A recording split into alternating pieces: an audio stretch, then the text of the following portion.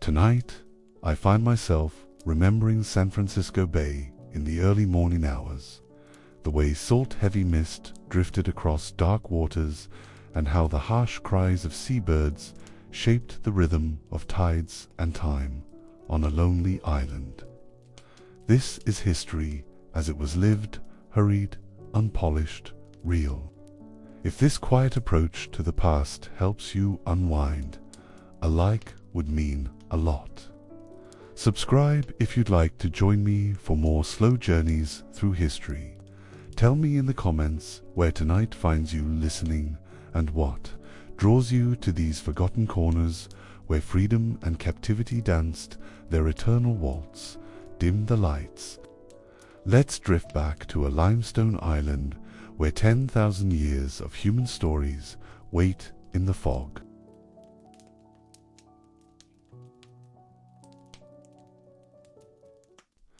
I remember mornings when the mist rolled thick across San Francisco Bay, wrapping itself around a small island like a shroud that had forgotten its purpose.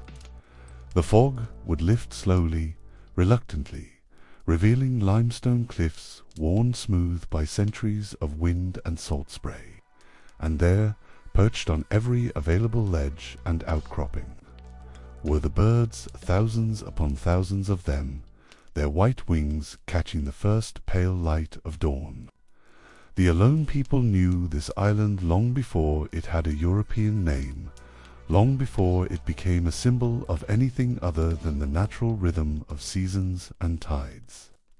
For more than 10,000 years, they and the coast Miwok had moved through these waters with the easy familiarity of those who understand that the land and sea are not possessions but partners in an ancient dance. I can almost see them in my mind's eye, paddling their tule boats through the morning calm, following routes their ancestors had traveled since the ice last retreated from these shores. The island was never their permanent home. Its rocky soil and exposed position made it unsuitable for the villages they built along the warmer, more sheltered shores of the bay. But it served other purposes, purposes that would echo strangely through all the centuries that followed. It was a place of gathering, where families would come during the spring months when the seabirds nested in such profusion that their eggs could feed entire communities. I imagine the careful way they would have approached these seasonal harvests, taking only what they needed, understanding the delicate balance that kept both bird and human fed. The waters around the island teemed with life in those days. Salmon ran thick through the bay in their appointed seasons, and the shallow waters provided shellfish and other marine creatures that formed the foundation of coastal life. The island itself, despite its small size and rocky nature, was woven into the larger pattern of seasonal movement that defined indigenous life in the region.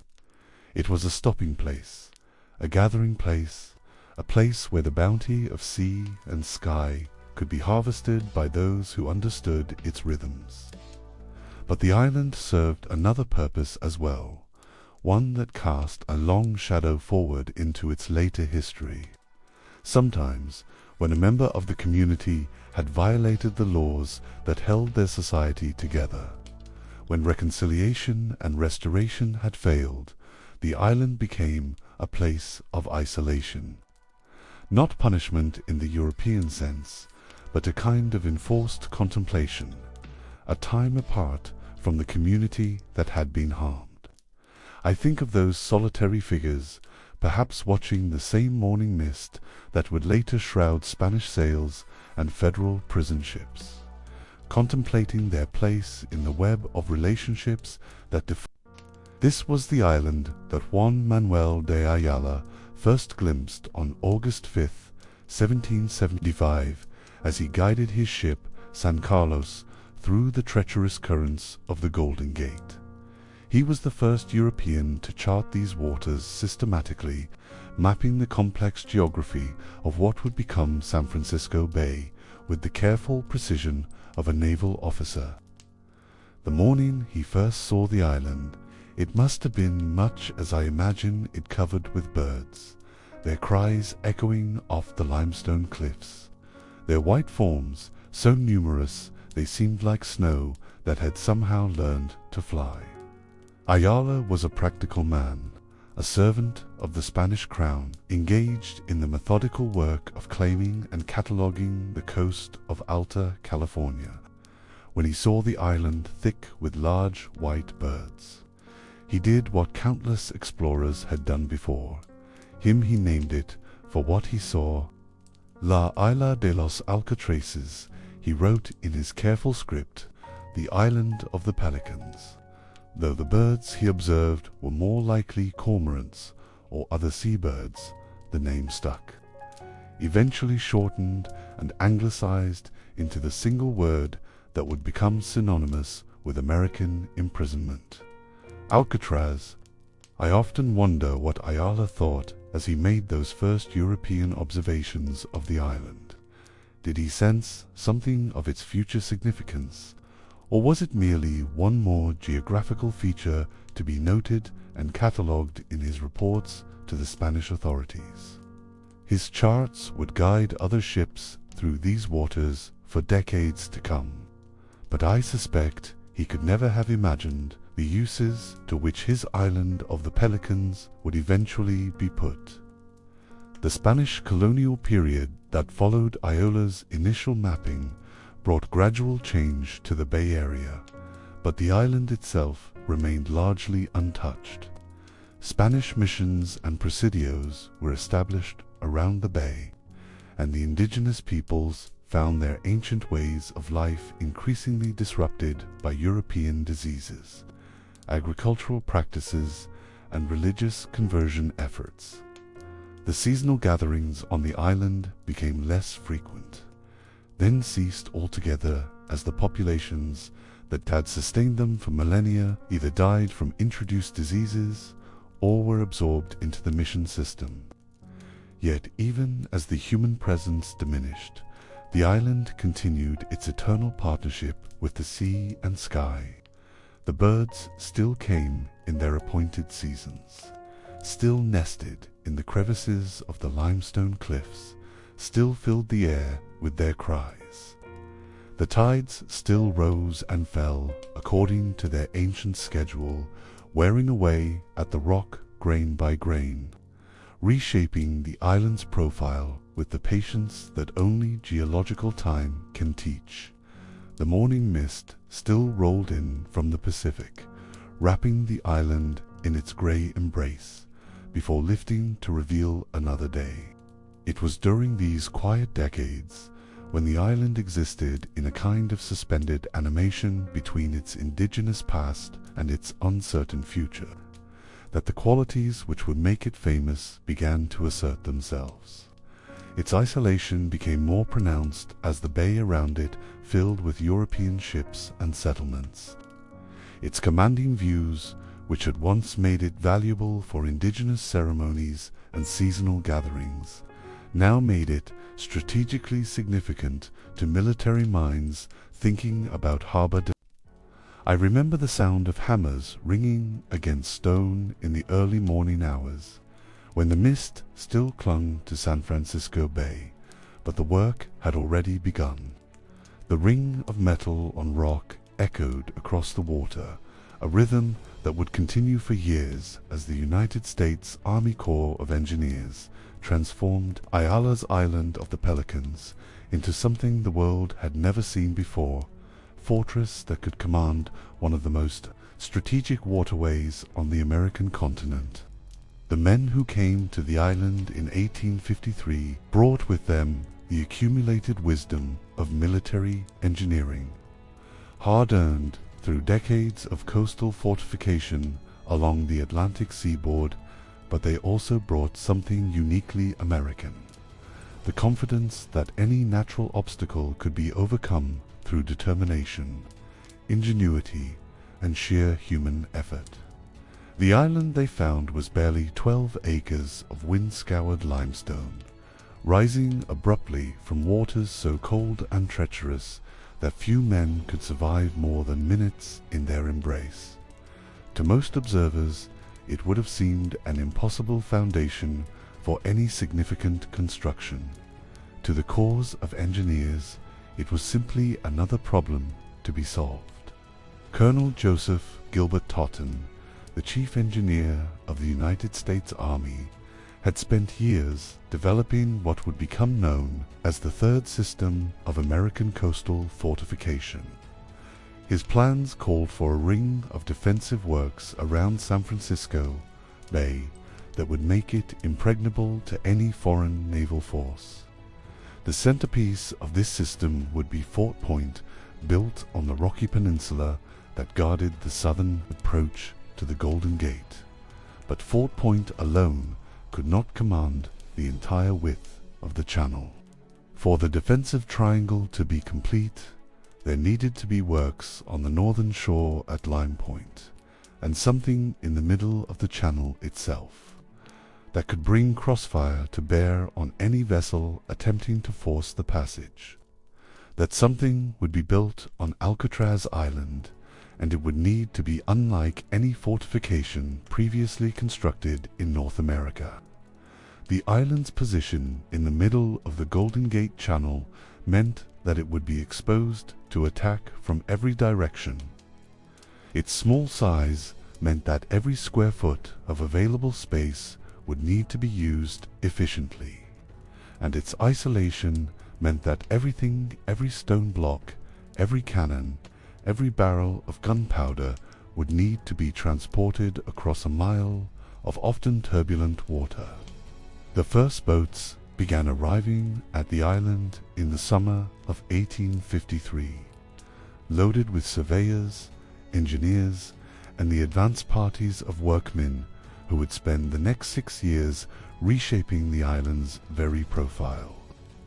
I can see them in my mind's eye, standing on the rocky shore with their instruments and charts, calculating angles of fire and fields of observation, determining where the bedrock was sound enough.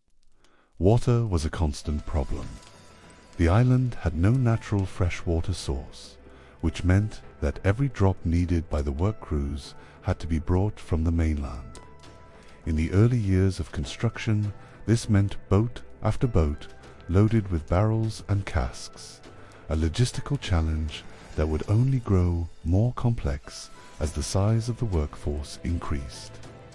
Eventually, the engineers would solve this problem with characteristic American ingenuity, installing a system of cisterns and reservoirs that could collect and store rainwater. But in those early days, thirst was as much an enemy as the unyielding stone. The plan that emerged from those first surveys was audacious in its scope and meticulous in its detail. The fort would rise in terraces from the island's rocky shore, with the heaviest guns positioned on the highest levels where they could command the greatest range. The lower levels would house the garrison, the ammunition storage, and all the complex machinery needed to operate what was intended to be the most powerful coastal fortification west of the Mississippi River.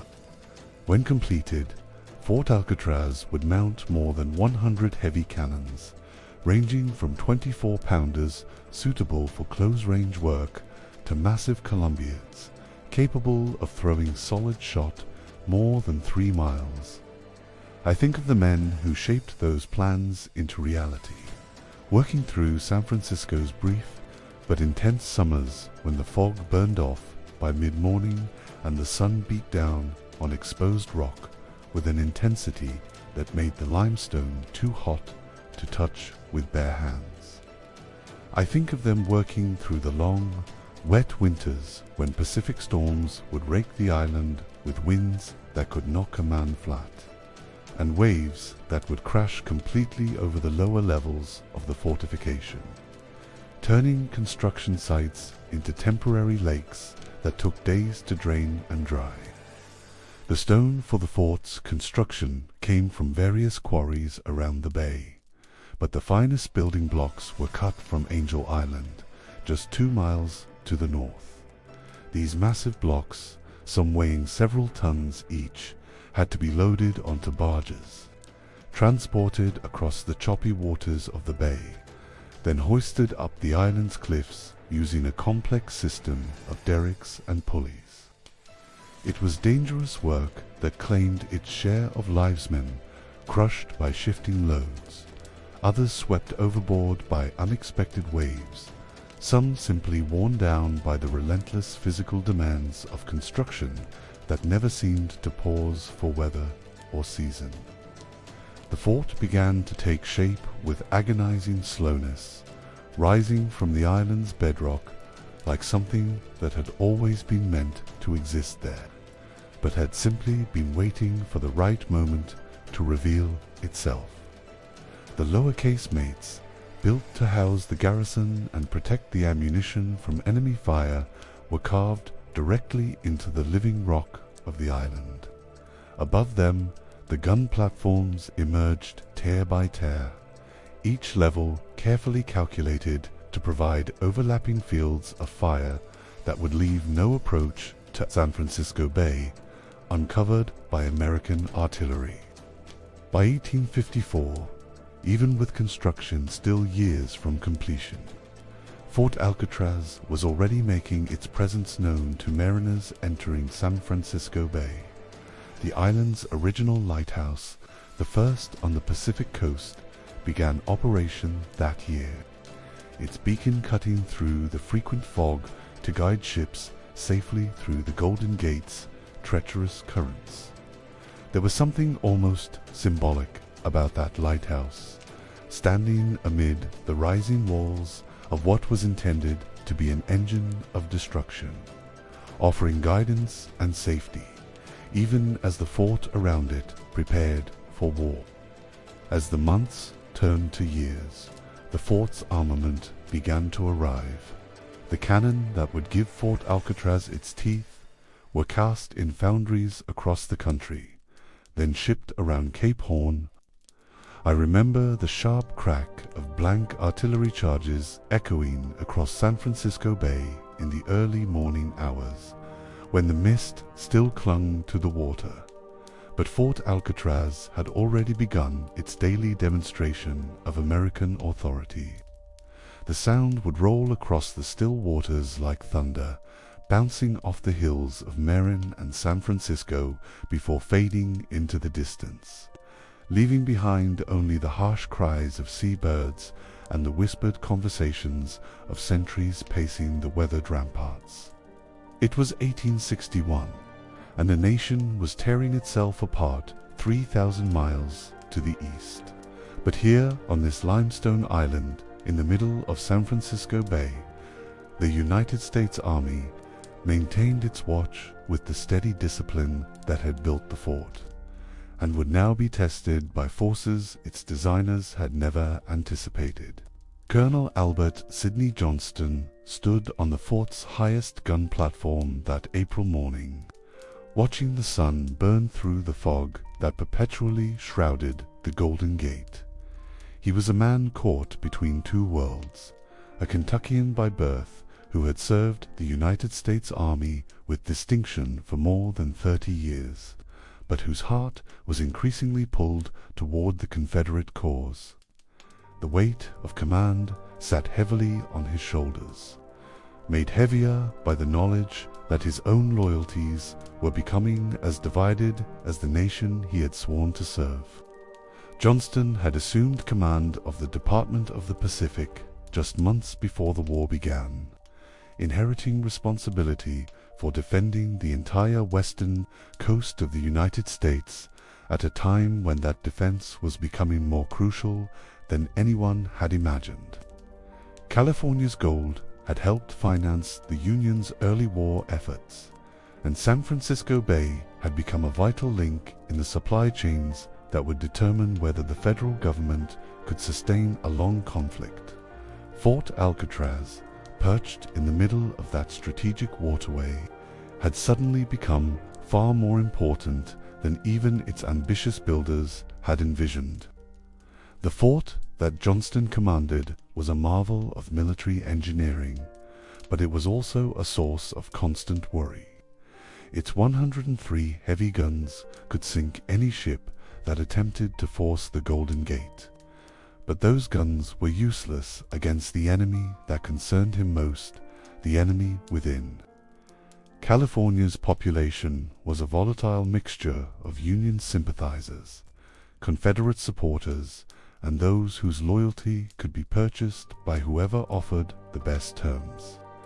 San Francisco itself was filled with Southern sympathizers who made no secret of their hopes for Confederate victory.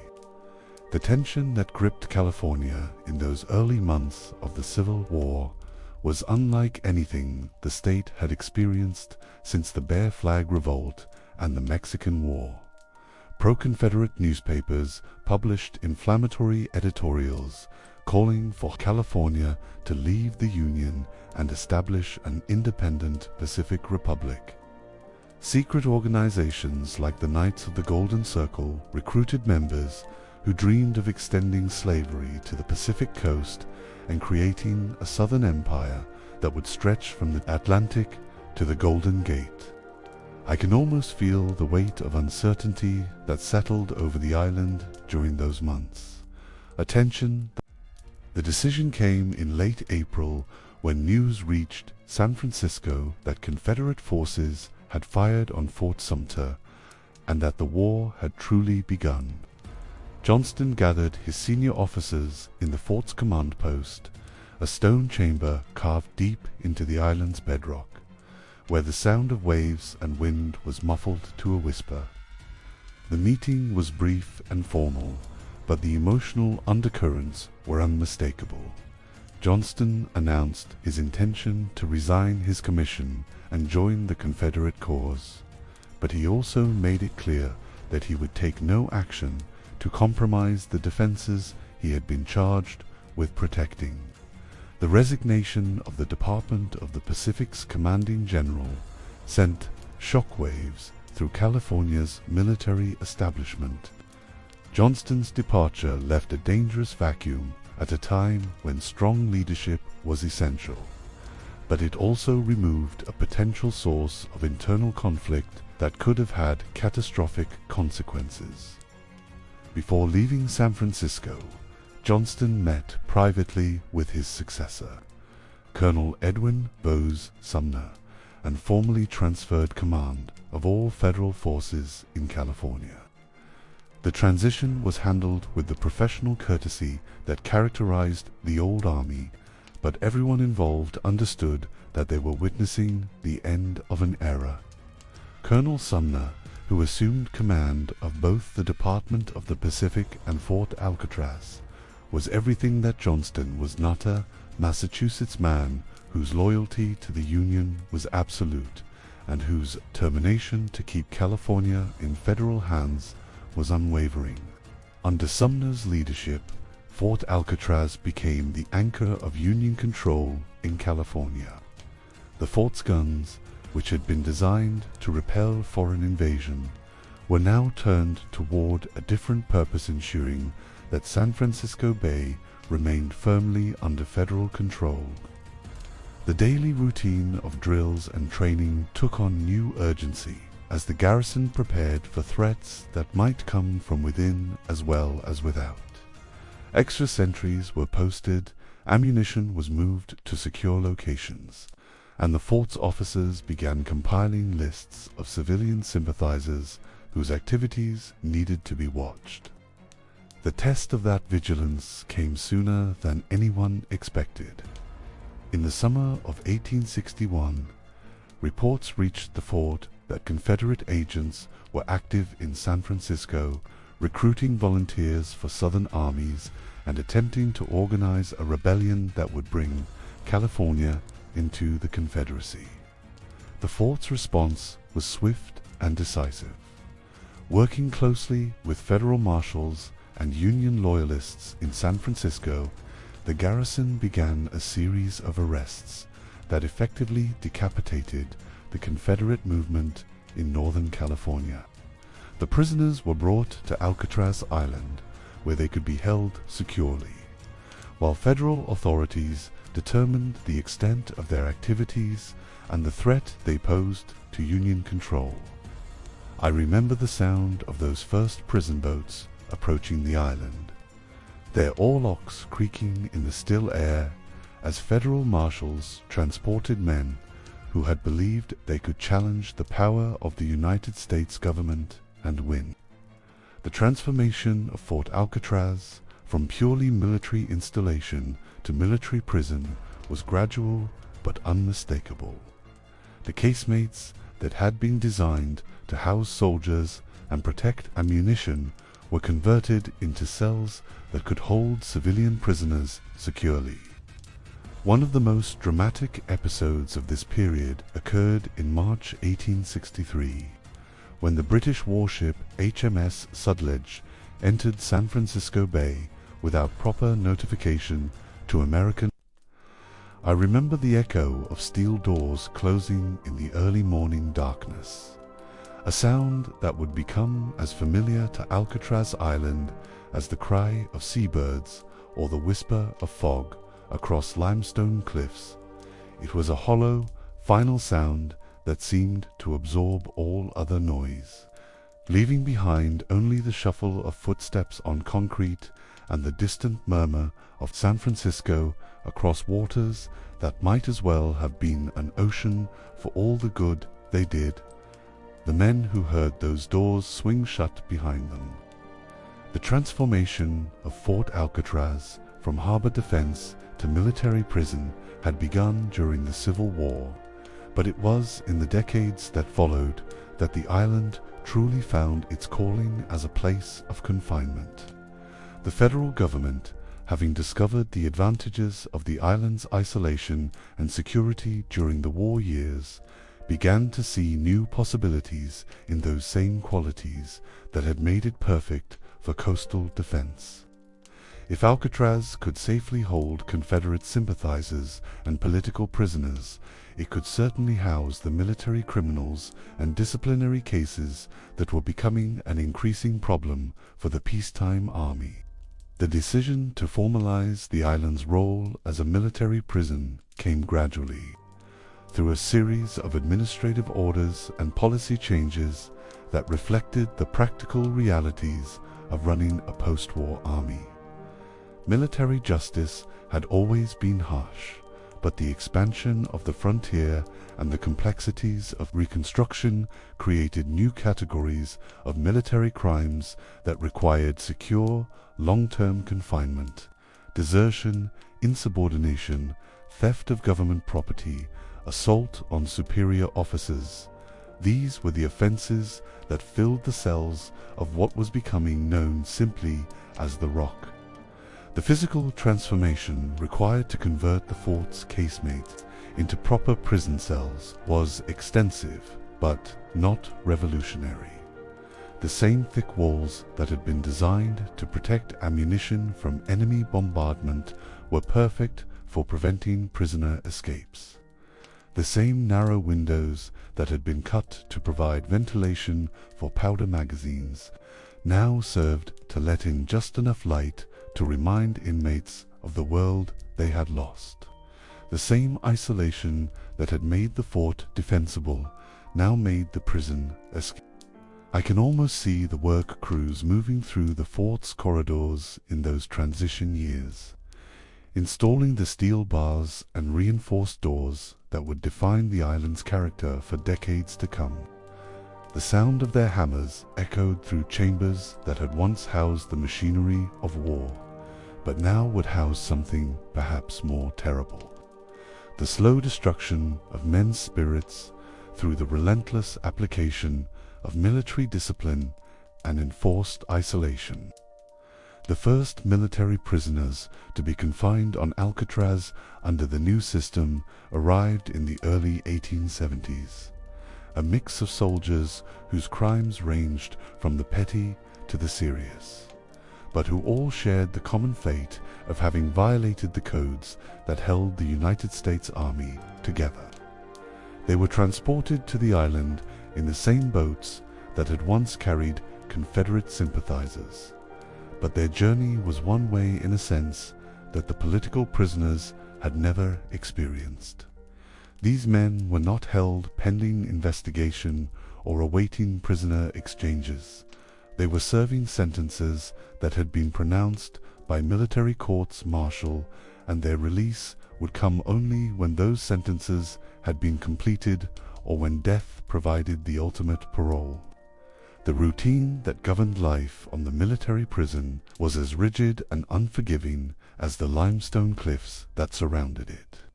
Reveille came before dawn, rousing prisoners from narrow bunks in cells that measured barely 6 feet by 9 feet.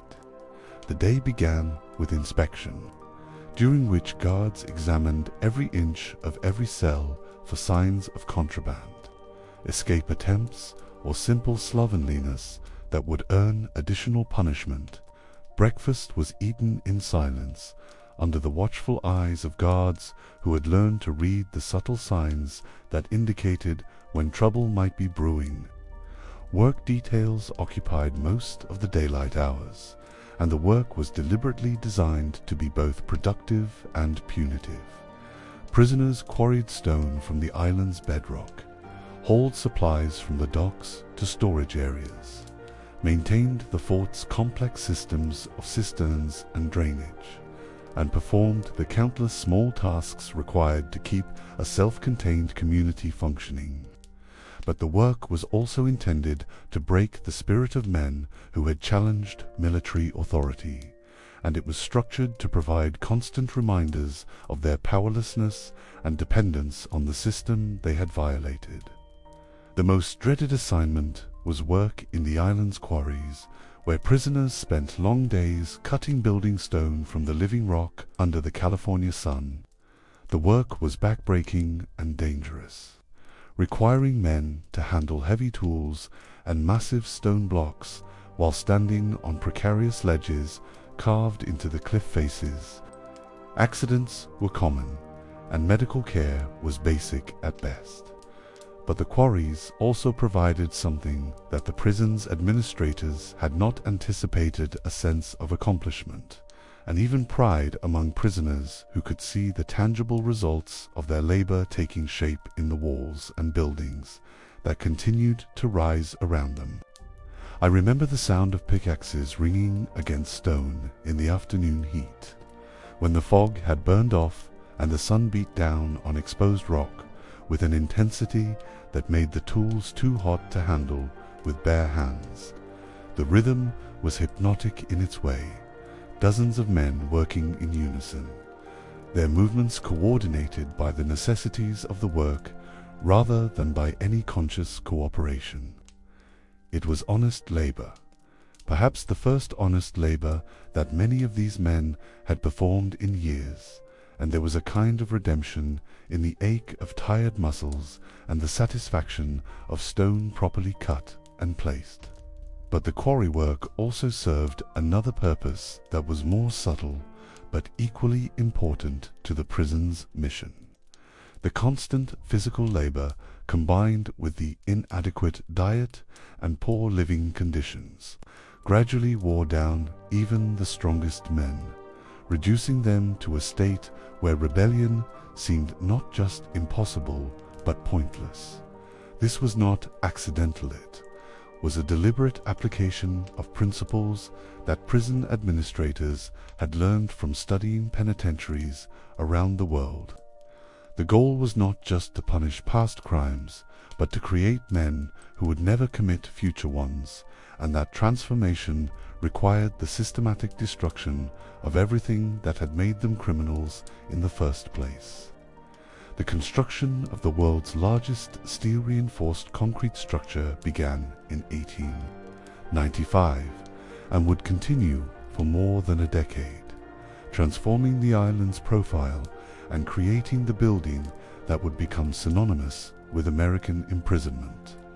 The new cell house was designed according to the most advanced theories of penology, incorporating features that were intended to make escape impossible and rebellion futile. But it was also designed with an understanding of the psychological effects of architecture using space and light and sound in ways that would constantly remind prisoners of their powerlessness. The cells in the new structure were larger than those in the converted fort casemates, but they were also more oppressive in ways that were difficult to define. Each cell was equipped with a steel toilet, a small wash basin, and a narrow bunk that folded up against the wall during the day. The bars were made of the finest steel available, set so closely together that a man could barely squeeze his hand between them. The corridors were wide enough for guards to patrol safely, but narrow enough to create a sense of claustrophobia that never quite left the men who walked them. But it was the silence that most characterized the new prison. The thick concrete walls absorbed sound in ways that the old stone fort had never managed, creating an atmosphere of muffled quiet that was broken only by the shuffle of feet, the whisper of conversation, and the inevitable sounds of men confined in too small a space for too long a time. This silence was not accidental. It was designed to encourage the kind of introspection and medical care in the military prison was provided by army doctors who understood that their primary responsibility was not to the health and comfort of individual prisoners, but to the maintenance of a prison population that could continue to perform useful work. Sick prisoners were treated if their conditions were serious enough to threaten their lives or if their illnesses might spread to other inmates. But chronic conditions and minor injuries were often ignored or treated with the kind of benign neglect that reflected the administration's view that imprisonment was inherently a form of punishment that included physical discomfort. The most tragic chapter in the military prison's history began in 1895, when 19 members of the Hopi tribe were imprisoned on Alcatraz for refusing to send their children to government boarding schools. These men had committed no crime by any reasonable standard. They had simply insisted on their right to raise their children according to traditional ways that the Bureau of Indian Affairs had decided were incompatible with American civilization. Their imprisonment was part of a larger campaign to destroy indigenous cultures and force Native Americans to adopt the customs and beliefs of the dominant society.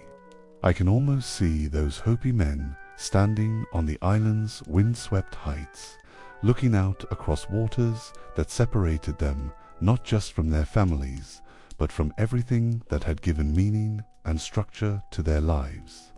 They had been torn from high desert mesas, where their ancestors had lived for centuries, and confined on a limestone island where the rhythms of tide and fog were as alien as the concrete walls that surrounded them. Their crime, if it could be called that, was loving their children too much to surrender them to schools designed to strip away every trace of their indigenous identity. The Hopi prisoners were housed in the same cells as military criminals, subjected to the same routine of work details and regimentation, forced to participate in a system that treated their cultural and spiritual beliefs as evidence of ignorance that needed to be corrected. They were fed food that violated religious dietary restrictions, forced to cut their hair in ways that had spiritual significance. They could not explain to their captors and denied access to the ceremonial practices that connected them to their understanding of the world and their place in it. The treatment of the Hopi prisoners revealed something fundamental about the nature of the military prison that went beyond its official mission of disciplining wayward soldiers. Alcatraz had become a place where the federal government sent people whose very existence challenged the assumptions on which American society was based. The soldiers imprisoned there had violated military law, but the Hopi men had violated something more fundamental. They had insisted on the right to be different, to maintain ways of life that did not conform to the patterns that the dominant culture considered normal and acceptable. For the government, imprisoning the Hopi men was a demonstration of federal power, an unmistakable message that even on the most remote mesas, even among people who believed their lives were guided by forces older and deeper than the United States itself, Washington could reach out and impose its will. The lesson was not intended for the Hopi alone, but for every native community that might imagine it could resist assimilation. For the Hopi themselves, the lesson was quite different. They endured imprisonment with the same quiet endurance that had sustained them through centuries of hardship, holding fast to traditions even when stripped of the outward forms through which those traditions had been expressed. Their resistance was not violent or dramatic, but rooted in the unshakable conviction that the forces binding their community together were stronger than the prison walls that confined them. After a year, the Hopi men were released and allowed to return to their mesas, where they were greeted not as criminals, but as heroes who had defended the right of their people to live in accordance with their traditions. Their imprisonment did not break them. If anything, it strengthened the bonds within the Hopi community by demonstrating the costs they were willing to pay for survival. But the episode left a legacy on Alcatraz itself. The prison had demonstrated its capacity to serve, not only as a disciplinary institution for soldiers, but also as a tool for enforcing broader policies of assimilation and conformity. The presence of the Hopi men on the island revealed that Alcatraz was more than a military stockade. It was part of a national system of control that reached far beyond the armed forces. In the years that followed, the prison would continue to expand its population and functions, gradually moving toward the larger role it would play in the 20th century. But the story of the Hopi prisoners remained a reminder that Alcatraz was never just about crime and punishment. It was also about power, identity, and the ways institutions can be used to enforce conformity in a nation that proclaimed its devotion to freedom. By the end of the 19th century, Alcatraz had acquired a reputation not just as a prison, but as a symbol of federal authority. Its very isolation gave it an aura of inevitability. Once the government chose to send someone there, the message was that there was no escape, not only from the prison itself, but from the larger system of rules and expectations that governed American life. The prison's architecture, with its thick walls and narrow windows, seemed to embody a philosophy of confinement that reached beyond the physical. It was as if the very stones of Alcatraz were meant to communicate the futility of resistance, the certainty that the state could impose its will on any individual or community that stood in its way. At the same time, however, the story of Alcatraz in this era was not simply one of domination. The prisoners who passed through its gates, whether soldiers, civilians, or native leaders, carried with them stories of endurance and survival. They revealed the limits of federal power, showing that while the state could control bodies, it could not always conquer spirit. This tension between power and resistance. I remember the rumble of transport ships cutting through the morning fog of San Francisco Bay, their engines growling against the tide as they carried a cargo unlike any that had ever approached Alcatraz Island. The sound echoed off the limestone cliffs with a finality that seemed to announce the end of one era and the beginning of another.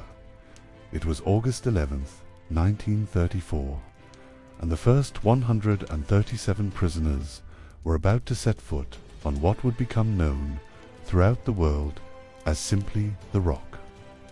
The chains that bound these men rattled in rhythm with the ship's movement, a metallic percussion that spoke of federal authority and the new kind of imprisonment that was about to be born on this windswept island.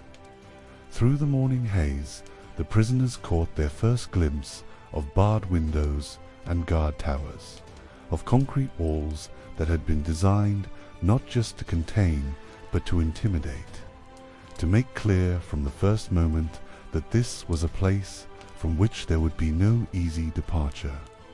The transformation that brought these men to Alcatraz had begun years earlier, in the offices of federal bureaucrats who were struggling with a problem that seemed to have no solution. Prohibition had created a criminal class unlike anything America had ever seen organized, wealthy and seemingly immune to the traditional methods of law enforcement. These were not the desperate men who had filled American prisons in earlier decades, but professional criminals who could buy their way out of local jails, who had connections that reached into the highest levels of government, and who treated imprisonment as merely a temporary inconvenience in their business operations. The federal government's response to this challenge had been to create a new kind of prison, one that would be escape-proof, not just in its physical design, but in its entire approach to confinement. The Bureau of Prisons, established in 1930, had been tasked with creating an institution that could hold the most dangerous and incorrigible criminals in the federal system, men who had proven that they could not be contained by ordinary means and who required extraordinary measures to neutralize their threat to society. Alcatraz Island, with its perfect isolation and existing infrastructure, had been the obvious choice for this experiment. The military prison that had operated there for decades had already demonstrated the island's potential for secure confinement, and the recent construction of the world's largest steel-reinforced concrete cell house had created facilities that were ideally suited for civilian prisoners. But the transformation from military to federal prison required more than simply changing the uniforms of the guards. It required a complete reimagining of what imprisonment could be. James A. Johnston, the warden chosen to oversee this transformation, was a man whose entire career had been devoted to the theory and practice of prison management. He had run successful penitentiaries in California and had earned a reputation as someone who could maintain order even in the most challenging environments. But Alcatraz presented him with challenges that went beyond anything he had previously encountered, requiring him to create not just a secure prison, but a symbol of federal authority that would serve as a deterrent to criminals across the country. The principle that would govern the new federal penitentiary was deceptively simple. Prisoners would have only for basic rights food, clothing, shelter, and medical care. Everything else, visits from family, correspondence with the outside world, access to newspapers and radio, even conversation with other inmates would be privileges that had to be earned through good behavior and could be revoked at any time for infractions of the prison's rules. The cell house that awaited the first federal prisoners was a marvel of penal architecture, designed according to principles that combined maximum security with psychological intimidation.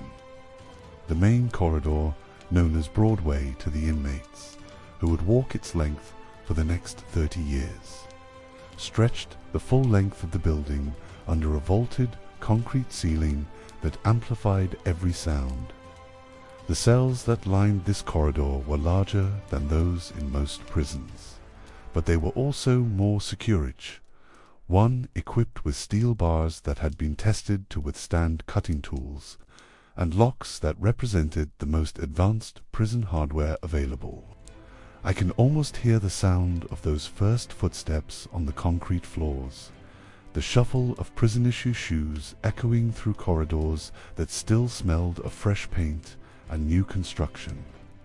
The men who made that walk had come from prison. Breakfast was served in a mess hall where conversation was forbidden, and where guards outnumbered prisoners by ratios that made any coordinated resistance impossible. Work assignments began immediately after the morning meal and continued through most of the daylight hours, with breaks timed to the minute and supervised with an intensity that made spontaneous interaction between inmates virtually impossible. The work itself was deliberately chosen to be both productive and demoralizing. Prisoners operated the prison laundry, which handled clothing not just for Alcatraz but for other federal institutions throughout the region. They manufactured furniture and other goods that were sold to government agencies, providing revenue that helped offset the enormous cost of maintaining the world's most expensive prison. But the work was also designed to reinforce the powerlessness of the men who performed it, requiring them to follow detailed procedures that left no room for individual initiative or creative expression. The most psychologically devastating aspect of life on Alcatraz was not the physical conditions, which were actually superior to those in most American prisons, but the systematic elimination of hope. Prisoners were not told when they might be eligible for transfer to other institutions, and they were given no information about how their behavior might affect their chances for early release. The island's isolation meant that visits from family members were difficult and expensive, and the prison's policies made such visits so uncomfortable and restrictive that many families simply stopped coming. The silence rule, which prohibited conversation between inmates except during specifically designated periods, created an atmosphere of psychological pressure that was unlike anything in the American prison system. Men who had spent their lives talking their way out of trouble, who had built their criminal careers on their ability to manipulate and persuade others, found themselves reduced to communicating through gestures and whispered fragments of conversation that could result in severe punishment if overheard by guards. But perhaps the most cruel aspect of the Alcatraz system was the way it used the proximity of freedom as a form of torture. From their cells, prisoners could hear the sounds of San Francisco, the foghorns of ships entering the bay, the distant music from nightclubs and restaurants, the laughter of people enjoying lives that had been placed forever beyond their reach. The city lights that were visible from the prison windows each night served as a constant reminder of everything they had lost, a glittering display of the world they could see but could never touch. The first months of the federal prison's operation were marked by a series of incidents that tested both the new system and the men who had been chosen to run it. Some prisoners attempted suicide rather than face the prospect of years or decades in conditions that seemed designed to break their spirits. Others lashed out violently against guards or fellow inmates, earning themselves extended periods in solitary confinement that only deepened their desperation. A few tried to escape, though the island's position and the frigid waters of San Francisco Bay made such attempts virtually suicidal. The prison's response to these challenges was swift and uncompromising. Rules violations resulted in immediate punishment, usually in the form of solitary confinement in cells that were even smaller and more isolated than the regular quarters. Prisoners who proved particularly troublesome were placed in the whole disciplinary cells, where they were kept in complete darkness and fed only bread and water until they demonstrated their willingness to conform to the prison's expectations. Word of the new prison's harsh regime spread quickly through the criminal underworld, creating exactly the kind of deterrent effect that federal authorities had hoped to achieve. Defense attorneys began warning their clients that conviction on federal charges could result in transfer to Alcatraz. The staff that operated this new kind.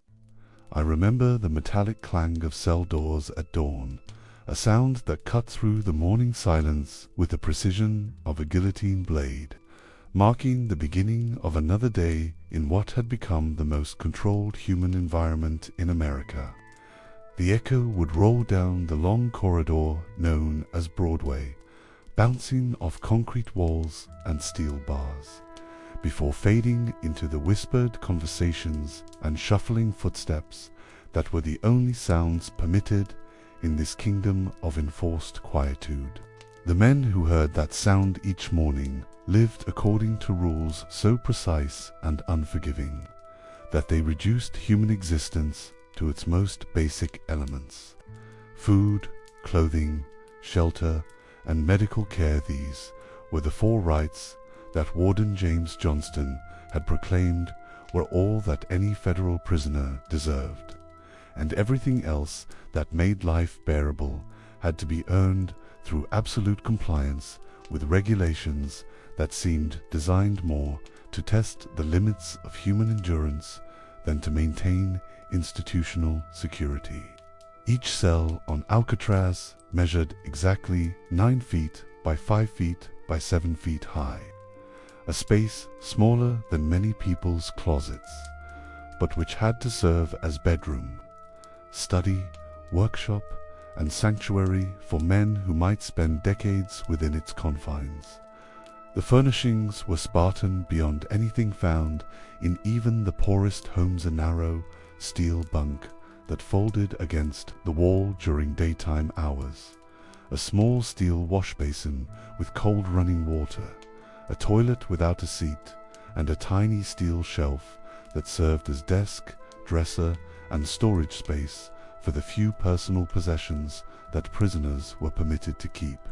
The daily routine began before sunrise with the harsh clang of the wake-up bell, followed immediately by the count that would be repeated at regular intervals throughout the day.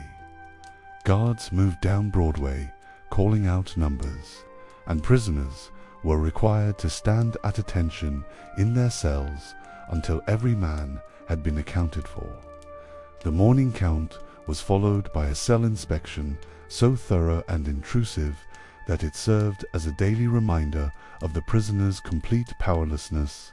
Guards examined every inch of every cell, searching not just for contraband or evidence of escape attempts, but for any sign of individuality or personal expression that might indicate a prisoner was maintaining some psychological odds. With me, pen pause that wa Pascal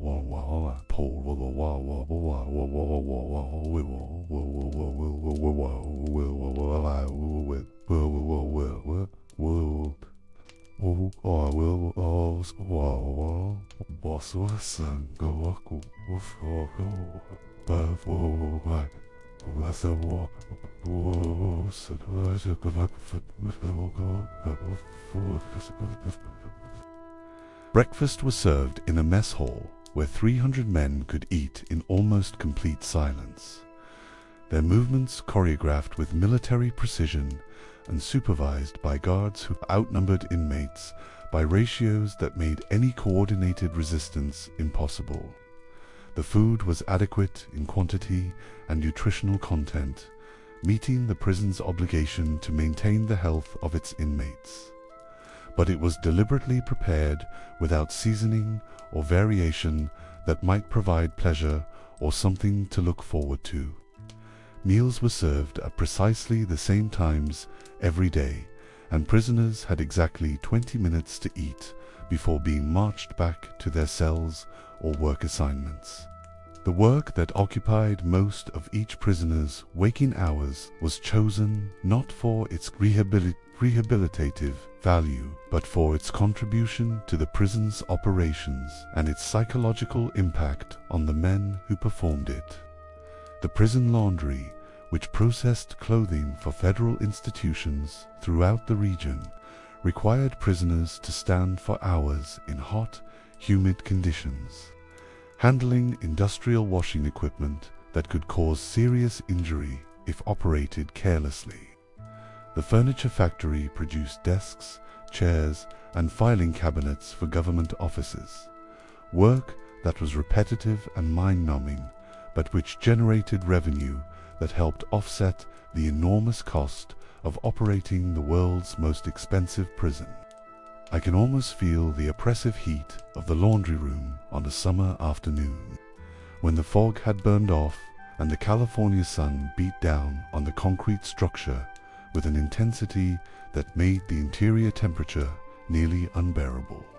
The prisoners who worked there moved through their assigned tasks with the mechanical precision of men who had learned that any deviation from established procedures would result in immediate punishment, their faces blank with the kind of resigned hopelessness that the prison's designers had sought to cultivate. But it was not the physical conditions that made Alcatraz uniquely terrible. It was the systematic elimination of everything that makes human existence bearable. Prisoners were not permitted to speak to each other except during designated recreation periods, and even then their conversations were monitored by guards who were trained to detect any sign of planning or coordination that might threaten institutional security. The silence rule created an atmosphere of psychological isolation that was more complete than anything that could be achieved through solitary confinement, because it extended to every moment of every day. The 90-day quarantine period that every new prisoner endured was designed to break whatever resistance or hope he might have brought with him from the outside world. During these 3 months, inmates were kept in their cells for all but 4 hours each day, with no contact with other prisoners and no privileges beyond the basic for rights that defined existence on the rock.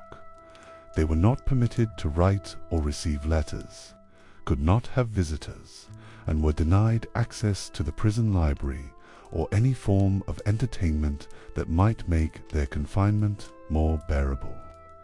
The psychological impact of this quarantine was carefully calculated to produce a state of learned helplessness that would make prisoners easier to manage throughout the remainder of their sentences. Men who had spent their lives manipulating others, who had built criminal empires through their ability to persuade and intimidate, found themselves reduced to begging guards for basic information about their cases or their families. The quarantine served as a preview of what the rest of their imprisonment would be like, a slow, methodical process of psychological grinding that would continue until they were either released or died on the island. D Block, the prison's disciplinary unit, represented the ultimate expression of Alcatraz's philosophy of control through deprivation. The cells in D Block were identical in size to those in the general population, but they were stripped even of the minimal amenities that made regular confinement bearable. Prisoners in disciplinary confinement received only bread and water for their first 3 days, followed by a full meal every 3rd day until their punishment period ended. They were not permitted to work, could not receive mail or visitors, and were denied access to reading materials or any other form of mental stimulation. The treatment that D Block prisoners received was based on theories of behavioral modification that would have been familiar to laboratory researchers studying animal behavior, but which had never before been applied so systematically to human subjects. The goal was not to punish specific infractions, but to create a conditioned response that would make future violations of prison rules psychologically impossible. Men who had defied authority their entire lives were reduced to cowering compliance through the application of isolation and sensory deprivation that bordered on torture. Yet perhaps the cruelest aspect of the Alcatraz system was the way it used the proximity of freedom as a form of psychological warfare. From their cells, prisoners could see the lights of San Francisco twinkling across the bay each night, a constant reminder of the life they had forfeited and might never regain. They could hear the sounds of the city foghorns, music, laughter, the normal sounds of people living normal lives, but they were as effectively cut off from that world as if they had been transported to another planet. The prison library, which was accessible only to inmates who had earned the privilege through months or years of perfect behavior, contained books that had been carefully selected to avoid anything that might inspire hope or provide information that could be used in escape attempts. Prisoners could read approved fiction, religious texts, and educational materials, but they were denied access to newspapers, magazines, or any source of current information about the outside world. Even the books they were permitted to read were visits from family members, the most precious privilege available to Alcatraz prisoners, were deliberately made as difficult and uncomfortable as possible. The visiting room was designed to prevent any physical contact between prisoners and their loved ones, with conversations conducted through steel mesh screens that made normal communication nearly impossible. Visits were limited to 1 hour per month and were subject to immediate termination.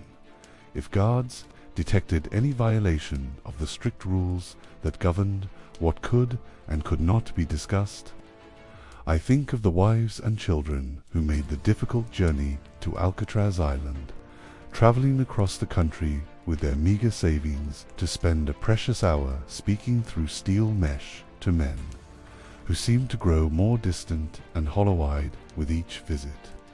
The prison's visiting policies seemed designed to discourage these connections, to gradually wear away the family ties that might provide prisoners with hope or motivation to maintain their humanity in the face of systematic dehumanization. The psychological toll of this system was evident in the high rates of suicide attempts and mental breakdowns that characterized life on the rock.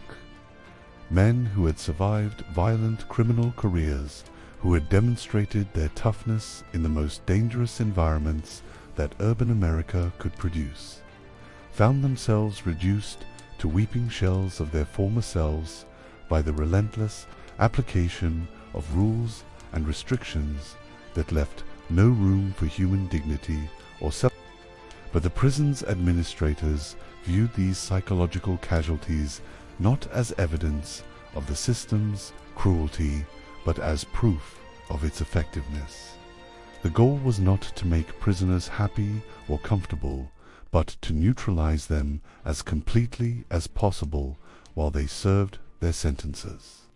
If that neutralization required the systematic destruction of everything that had made them human, then that was a price that federal authorities were willing to pay in the name of public safety.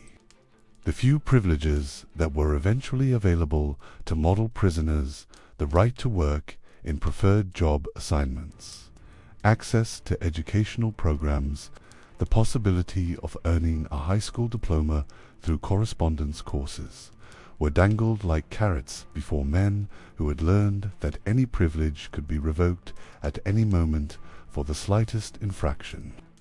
The uncertainty itself became a form of torture, as prisoners found themselves walking on eggshells, afraid to express any opinion or emotion that might be interpreted as defiance of authority. Recreation periods, when they were finally granted to prisoners who had demonstrated months of perfect compliance, consisted of walking in circles in a small concrete yard surrounded by high walls and guard towers. Prisoners were not permitted to run, could not engage in competitive sports, and were forbidden from gathering in groups larger than 3. Even these brief respites from cellular confinement were subject to immediate cancellation for weather conditions, institutional lockdowns, or simple administrative convenience. The torment of glimpsing San Francisco's lights each night was compounded by the sounds that carried across the water, the celebrations of New Year's Eve, the music from dance halls and nightclubs, the laughter of people enjoying freedoms that had been reduced to distant memories for the men locked in their cells. Some prisoners reported that these sounds were more difficult to endure than any physical punishment because they served as constant reminders of everything they had lost and might never regain. The morning routine that governed each day on the rock never varied, regardless of season, weather, or special circumstances.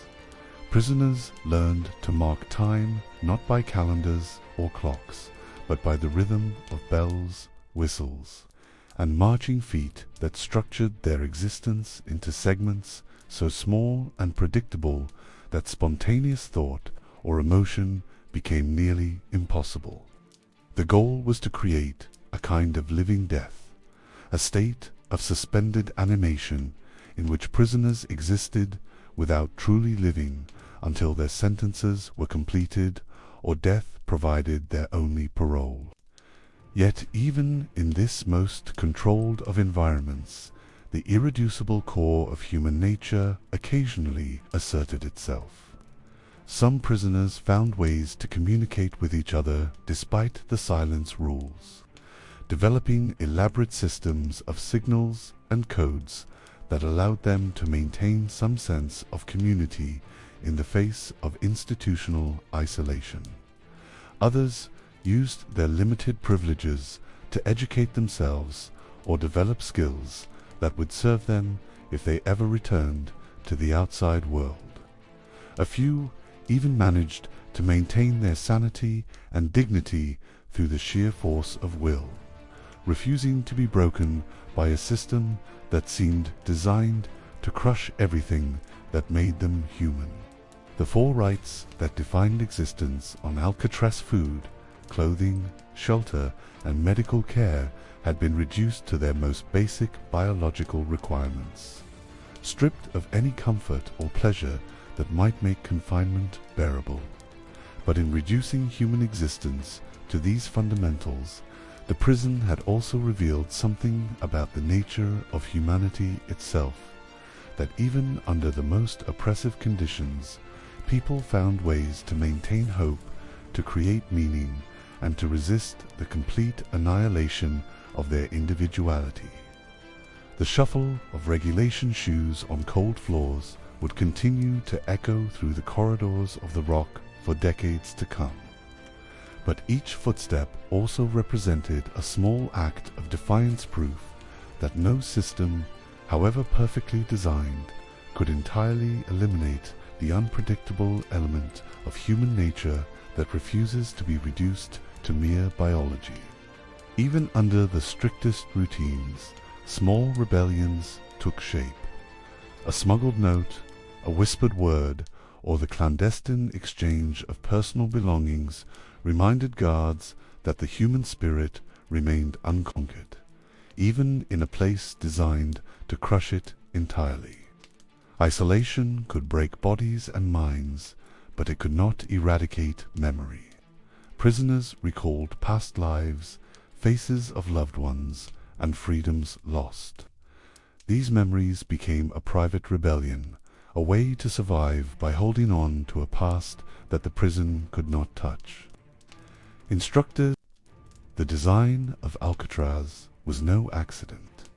Every corridor, every cell, and every common area was meticulously planned to control the movement and behavior of its inhabitants. The very architecture was a weapon, stripping away individuality and reinforcing the dominance of the institution over the person. Cells were designed with brutal efficiency. 6 by 9 feet of concrete and steel, containing only the bare essentials: a bed, a sink, and a toilet. Privacy was non-existent, individuality erased. Inmates became anonymous figures within a machine designed to break the spirit. Even the recreation yard was less a place of freedom than a controlled environment. Though it offered fresh air and a view of the bay, it was enclosed by high walls and constant surveillance, reminding prisoners that freedom was always just beyond reach. The mess hall, often called the most dangerous room in any prison, was designed with maximum control in mind. Tables were bolted to the floor, utensils counted after every meal, and guards stationed strategically to quell any outbreak of violence. Isolation cells, known as the hole, were perhaps the most feared. These were small, windowless rooms where inmates could be kept in total darkness for days. Deprived of sensory input, many men emerged from the hole broken, their minds scarred by the experience. The prison's design extended to sound as well. The constant clang of metal doors, the echo of footsteps on concrete, and the distant hum of machinery created an auditory environment that reinforced the sense of inescapable confinement. Silence was rare, and when it came, it was often more unsettling than the noise. Lighting, too, played a psychological role. Harsh fluorescence stripped spaces of warmth, while the absence of natural light in certain areas created disorientation. Day and night blurred together, eroding the prisoner's sense of time and place. Every movement within the prison was regimented, from the timed showers to the strictly monitored work details. The daily schedule left no room for individuality or spontaneity. The prison was a machine, and every inmate was a cog within it. For men like Al Capone, used to commanding empires and bending the world to their will, Alcatraz was a relentless reminder that here they were stripped of power. The institution did not bend. It broke. The psychological pressure was immense. Inmates often spoke of the crushing monotony, the sense that time itself was the real warden. Each day bled into the next, an endless cycle of confinement without hope of reprieve. Some inmates attempted to resist this psychological stranglehold through creativity. They carved crude chess pieces, sketched on scraps of paper, or composed music in their heads. These small rebellions of the mind were often the only defense against institutional erasure. Others found solace in routine. The very regimentation that crushed some became a lifeline for others. Folding clothes precisely, making the bed with military corners, or walking in measured laps of the yard offered. Whistled tunes tapped against cell bars became coded messages. A fleeting glance during mealtime could signal friendship or warning. Survival required not only strength, but the ability to navigate an invisible web of communication. The prison's silence, meant to isolate, was repurposed into a shared language. Inmates transformed oppression into opportunity, building fragile bonds of brotherhood through ingenuity and endurance. Even so, the weight of monotony pressed down. Days blurred into one another, the sameness of meals, counts, and lock-ins creating a sense of timeless suspension. Hope, when it appeared, came in the smallest of forms: a letter from home, a memory recalled, or even a dream of the outside world could be enough to sustain a man through another day. Yet, for every ember of hope, there were those who succumbed to despair. The walls closed in, the silence became unbearable, and the weight of confinement proved too much to endure. For some, Despair manifested in violence, sudden outbursts that shattered the regimented calm of the prison. For others, it led to resignation, a silent surrender to the inevitability of their fate.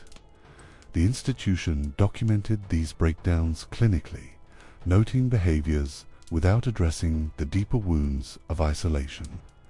In this way, Alcatraz remained efficient but rarely humane. The prison's design, its schedules, its rules, its architecture sought to break individuality. Men became numbers, stripped of their past identities and reshaped into faceless figures within a rigid order. Yet, individuality found cracks in the system. A sketch on a wall, a hidden note, or even a whispered story allowed prisoners to assert their humanity against the relentless weight of conformity. In this paradox lay the truth of Alcatraz. The prison both erased and revealed the human spirit, demonstrating how confinement could strip away freedom but never entirely extinguish identity. The guards, too, felt the weight of this environment. Though they carried authority, the island's isolation and atmosphere pressed upon them, making their service a sentence of its own. Families who...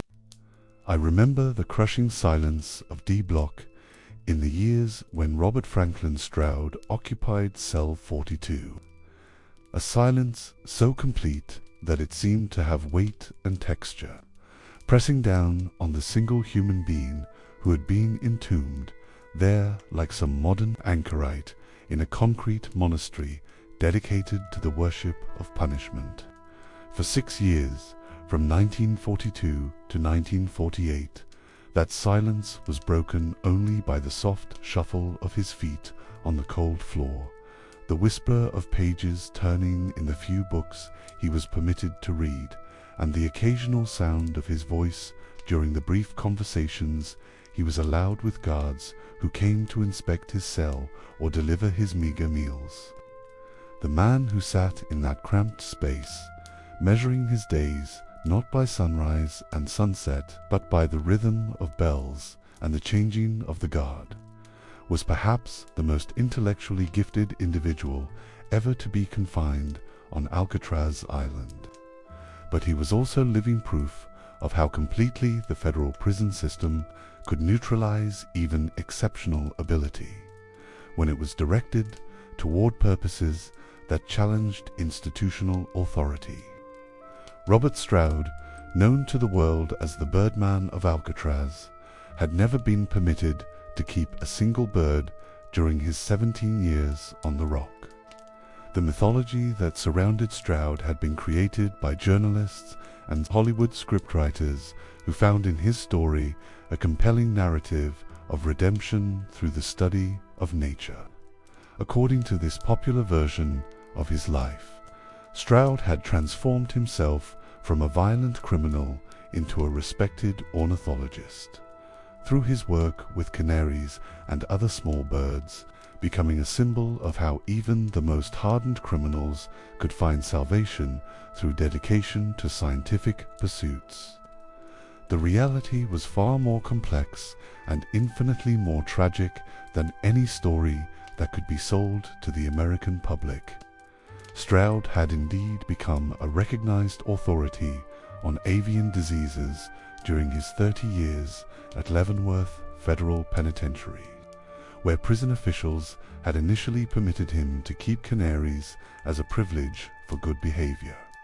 His cell there had been transformed into a makeshift laboratory where he conducted experiments on bird nutrition and disease, eventually developing treatments for conditions that had previously been fatal to domestic birds. His work was rigorous and innovative, earning him correspondence with university researchers and even a certain grudging respect from prison administrators who recognized the value of his contributions to veterinary science. But the transfer to Alcatraz in 1942 marked the end of any connection between Stroud and the birds that had given his life meaning for 3 decades. The new prison's policies prohibited inmates from keeping any living creatures, viewing such privileges as inconsistent with a harsh regime designed to neutralize dangerous prisoners. The man who had spent years studying the intricate biology of small songbirds was suddenly cut off from everything that had made his confinement bearable, reduced to existing in a concrete box where the only living creatures were the rats that occasionally scurried through the ventilation systems. I can almost feel the weight of that transition, the devastating psychological impact of being separated not just from the birds themselves, but from the sense of purpose and accomplishment that had sustained him through decades of imprisonment. The scientific work that had given structure and meaning to his days was replaced by an emptiness so profound that it seemed to echo through the concrete walls of his solitary cell, a void that no amount of reading or writing could entirely fill. The cell that became Stroud's world for 6 years was identical in size to every other disciplinary cell in D Block 9 feet by 5 feet by 7 feet high, furnished with only a steel bunk, a toilet, and a small wash basin, the single window barely larger than a mail slot, provided just enough light to read during the middle hours of the day, but the concrete walls absorbed sound so effectively that Stroud might have been the only human being left on Earth for all the evidence his senses could provide of life beyond his immediate confinement. The isolation that D-Block imposed was more complete than anything that had been attempted in the American prison system, designed not merely to punish specific infractions, but to break down the psychological defenses that allowed prisoners to maintain their sanity and sense of self. Stroud had been placed there not because of violent behavior or escape attempts, but because prison officials had determined that his intelligence and his ability to influence other inmates made him a threat to institutional security that could only be neutralized through complete isolation from human contact. The daily routine that governed life in D Block was deliberately designed to provide just enough structure to prevent complete mental breakdown, while maintaining the psychological pressure that made meaningful resistance impossible. Stroud was awakened each morning by the same bells that regulated life throughout the prison, but his day consisted of nothing more than sitting in his cell, occasionally walking the few steps that his space permitted, and waiting for the meals that marked the passage of time like the ticking of some enormous, slow-moving clock. The books that Stroud was permitted to read were carefully selected by prison censors to eliminate anything that might provide information useful for escape attempts or that might inspire hope for early release.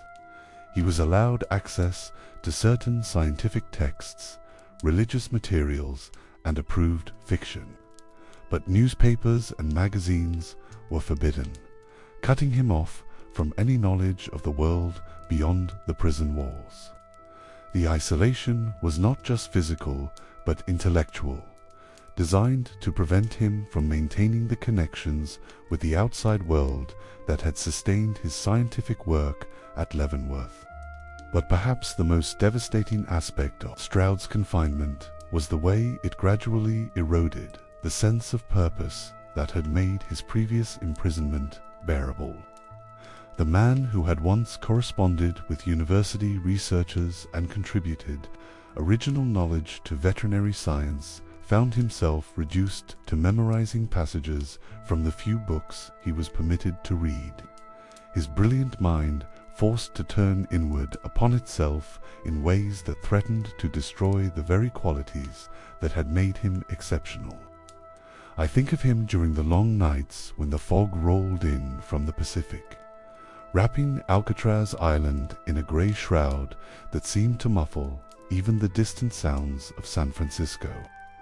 The city lights that were visible through his tiny window, the correspondence that had once connected Stroud to researchers at universities and agricultural colleges was now limited to occasional letters from family members, each one read and censored by prison officials who removed any reference to his scientific work or to conditions in the prison. The intellectual community that had recognized his contributions to ornithology gradually lost contact with him, and his reputation as a researcher slowly faded, as new discoveries superseded the work he had done during the years at Leavenworth. The physical deterioration that accompanied Stroud's psychological isolation was gradual but unmistakable. The man who had once maintained his health through the purposeful activity of caring for birds and conducting experiments found himself growing weaker and more frail as the months of inactivity accumulated. The concrete floor of his cell was too cold for extended exercise, and the lack of adequate sunlight began to affect his health in ways that the prison's basic medical care could not address. But it was the gradual erosion of hope that proved most devastating to a man whose intelligence had always been his primary source of strength and identity. The legal appeals that had once sustained him with the possibility of eventual release became increasingly futile as the years passed, and the federal courts consistently upheld the prison system's authority to maintain whatever conditions administrators deemed necessary for institutional security. The Hollywood movie that would eventually make Stroud famous throughout the world as the Birdman of Alcatraz was based on a version of his story that bore little resemblance to the reality of his confinement. The film portrayed him as a man who had found redemption through his love of birds and his dedication to scientific research, transforming himself from a violent criminal into a sympathetic figure whose harsh treatment revealed the cruelty of an inflexible prison system. The real Stroud was indeed a gifted researcher who had made genuine contributions to veterinary science, but he was also a man whose violent temper and inability to accept authority had resulted in multiple deaths and decades of confinement that grew harsher rather than more lenient as the years passed. His transfer to Alcatraz represented not the persecution of a reformed man, but the federal prison system's determination to neutralize an individual whose intelligence and charisma made him dangerous to institutional security, regardless of his scientific accomplishments. The gap between legend and truth that characterized public perceptions of Stroud was typical of how Alcatraz figures were transformed by popular culture into symbols that bore little resemblance to the complex realities of their actual lives.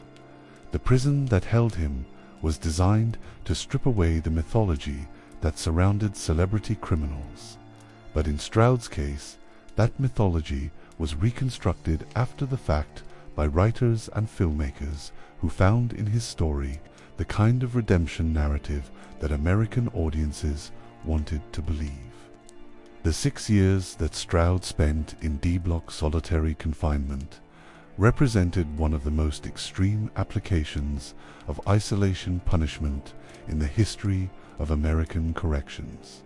The psychological pressure applied during those years was designed to break down whatever resistance or defiance remained in a man who had already spent decades in federal custody, reducing him to a state of compliance that would make him manageable for whatever time remained in his sentence. The The brilliance that had once allowed Stroud to make original contributions to scientific knowledge was gradually worn away by the relentless monotony of solitary confinement, replaced by the kind of institutionalized thinking that characterized long-term prisoners who had learned to survive by accepting their powerlessness and dependence on the system that confined them. The man who had once challenged prison authorities through his refusal to accept their definitions of appropriate prisoner behavior became increasingly withdrawn and compliant as the years of isolation took their toll. When Stroud was finally released from D Block in 1948, the man who emerged was a shadow of the figure who had entered 6 years earlier. The intellectual vigor that had sustained him through decades of imprisonment had been replaced by the careful, measured responses of someone who had learned that any display of independence or original thinking could result in a return to the crushing isolation that had nearly destroyed his sanity. The remainder of Stroud's time on Alcatraz passed in the kind of quiet compliance that prison administrators valued above all other prisoner qualities. He worked in the prison hospital, where his intelligence and attention to detail made him useful in ways that did not threaten institutional security. But the fire that had once driven his scientific research had been extinguished by years of isolation that had proven more effective than any physical punishment in breaking down his resistance to authority. The morning fog that rolled across San Francisco Bay during Stroud's final years on Alcatraz seemed to mirror the gradual fading of the intellectual light that had once burned so brightly. In D Block Cell 42, the man who had been known throughout the world as the Birdman of Alcatraz had been systematically stripped of everything that had made him exceptional, reduced to just another aging prisoner counting the days until death provided his only certain release from federal custody. The birds that had given meaning to his life for 30 years at Leavenworth became nothing more than memories that grew dimmer with each passing month of confinement on the rock.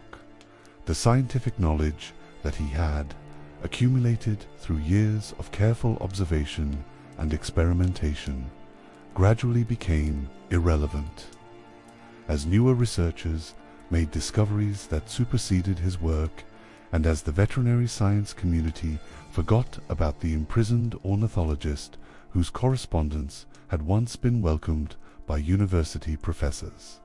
The legacy of Robert Stroud became not the scientific contributions he had actually made, but the Hollywood mythology that transformed him into a symbol of redemption that bore no resemblance to the complex reality of his life or the brutal effectiveness of the system that had contained him. The silence of D Block, which had once contained the potential for scientific discovery and intellectual achievement, gradually became discoverlichefully prudential, gradually begaint, design begangster Bethon besizen begained, losses of vire with pride is all. I remember the sound of children's laughter drifting across the exercise yard on summer evenings, a strange and wonderful counterpoint to the mechanical rhythm of the guard towers. It was 1956, and I was watching from the dock as 8-year-old Patricia Miller, the assistant warden's daughter, chased her younger brother around the government housing, while her mother hung laundry on a line that caught the last golden light of day. The searchlights hadn't yet begun their nightly sweep, and for that brief hour between shifts, Alcatraz felt less like a fortress and more like what it truly was, a small town that happened to have the world's most famous jail as its main employer. The families who lived on the rock understood something that the rest of America never quite grasped about their island home. This wasn't just a prison with some houses attached. This was a complete community, isolated by choice and necessity, where 64 families had built lives that were both utterly normal and completely extraordinary. I remember Martha Dollison wife of Correctional Officer Jim Dollison, describing it years later as the safest place in America to raise children. She wasn't being ironic. She meant every word. The morning boat to San Francisco was the heartbeat of island life for the families. I can still hear the deep horn of the Warden Madigan cutting through the fog at 7:15 each weekday morning, carrying island children to schools in the city. The older kids, those in junior high and high school, would gather at the dock with their book bags, lunch pails, and that particular mixture of excitement and routine that comes with any school day morning. But their commute was unlike any other in America. They were traveling from a federal maximum security prison to Francis Scott Key Elementary or Lowell High School or any of a dozen San Francisco schools where their classmates had no idea what it felt like to fall asleep to the sound of cell doors echoing across water. Young Bobby Orr, whose father worked the evening shift in Deep Block, told me once that he never thought it strange until he was 12 years old and a classmate asked to come visit his house. The boy's casual question, "What's your address?" stopped him cold. How do you explain to a city kid that your address is simply Alcatraz Island and that your front yard happens to be surrounded by guard towers and machine gun nests? The children adapted with the resilience that children always show. They turned the island's unique geography into playgrounds that no other kids in the world possessed. I remember watching them chase each other up and down the steep switchback paths that connected the prison to the residential area, their voices echoing off limestone cliffs that had heard 10,000 years of human voices before them.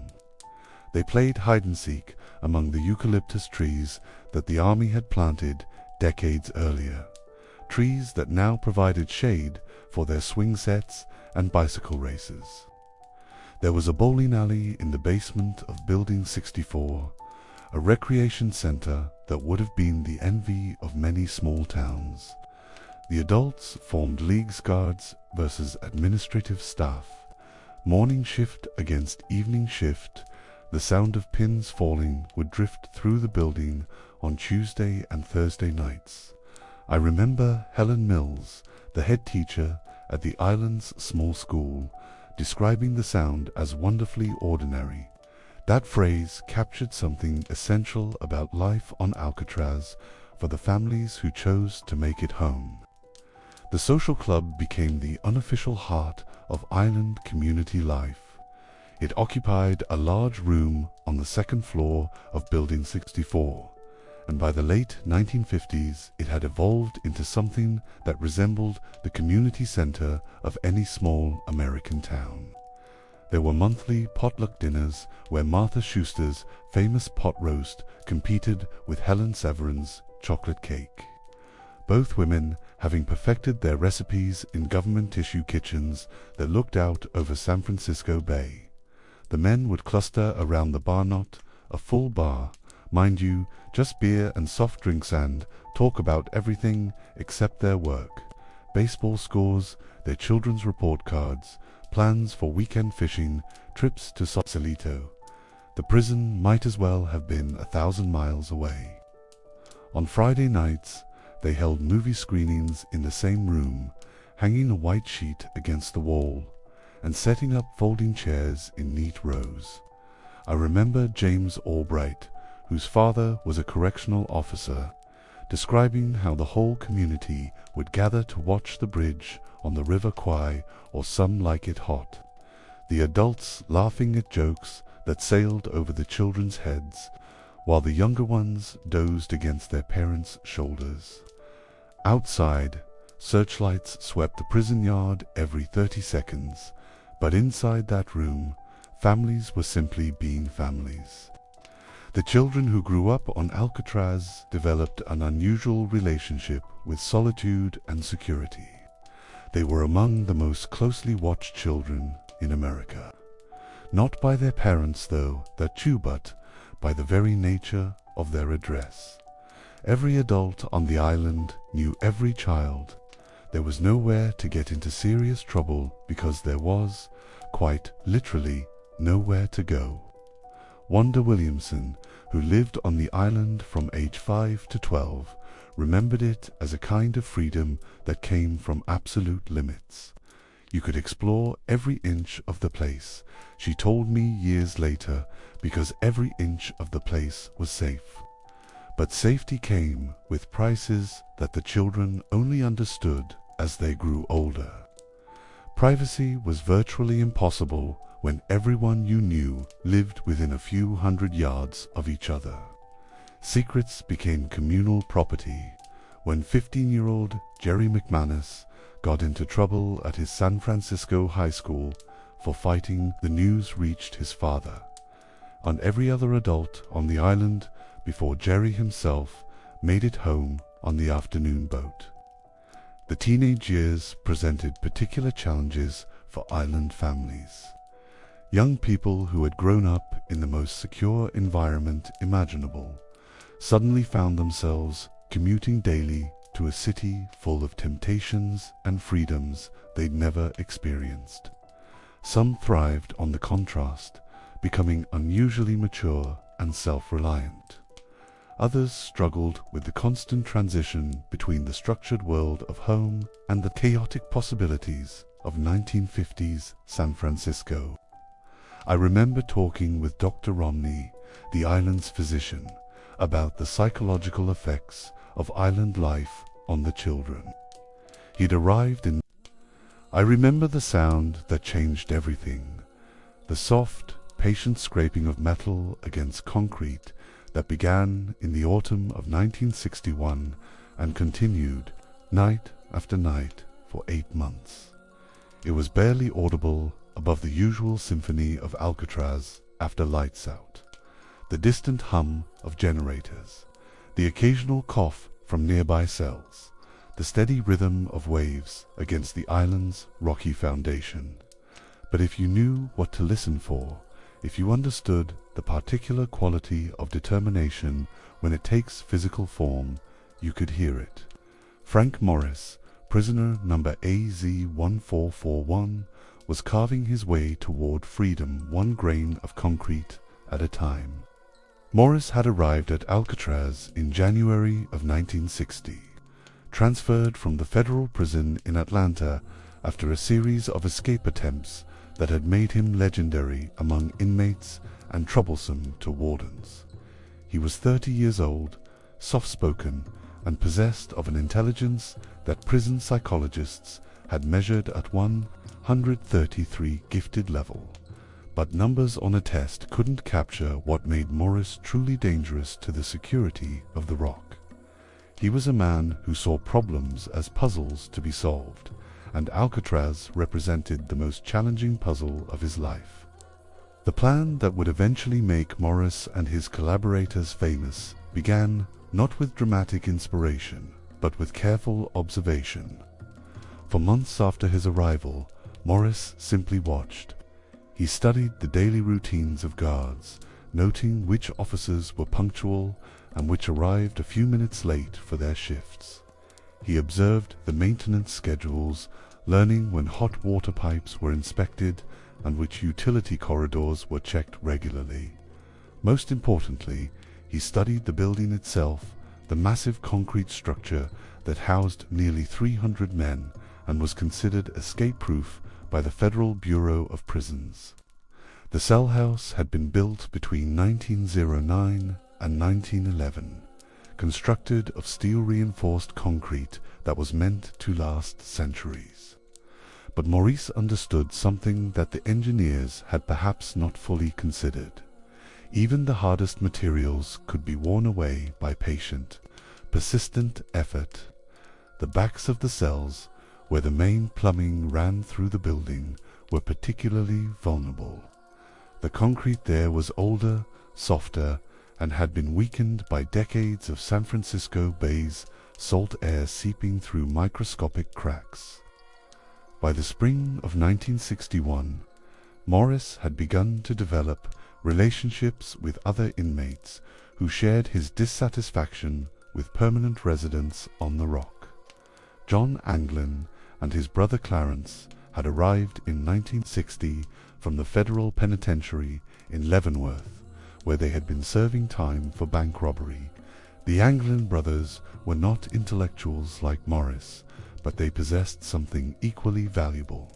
They were natural mechanics who could improvise tools from seemingly worthless materials and solve practical problems with their hands. The fourth member of their group was Allen West, a car thief from New York who had been at Alcatraz since 1957. West had spent those years learning every detail of the prison's infrastructure. He knew which pipes carried hot water and which carried cold, which electrical conduits were active and which had been abandoned during building modifications.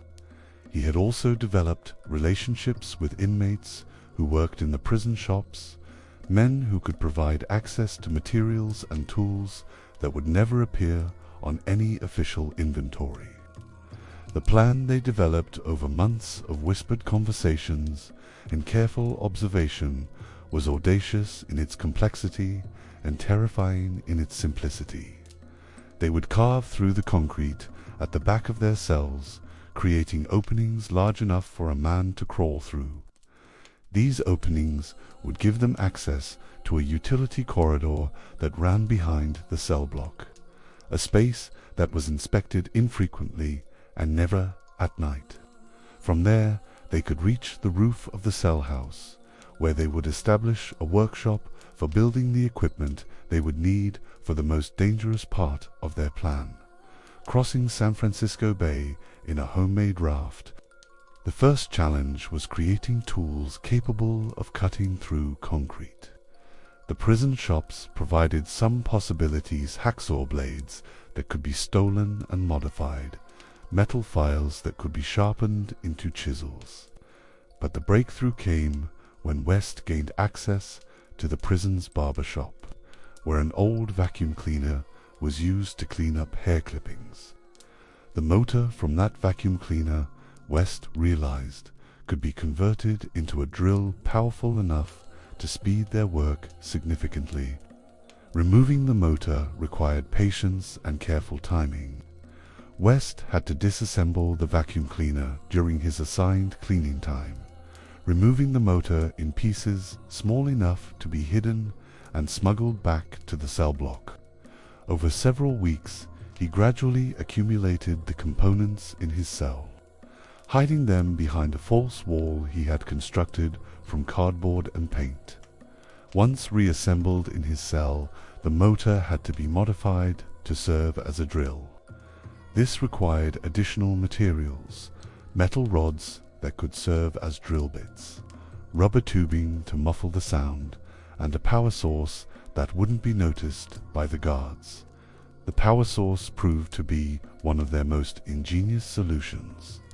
The cells were equipped with electrical outlets for shavers and radios, but using them to power a drill would have been immediately obvious to anyone passing by. Instead, they learned to tap into the main electrical system that powered the cell block's lighting, using wires stolen from the prison workshops to create connections that could be quickly hidden when guards made their rounds.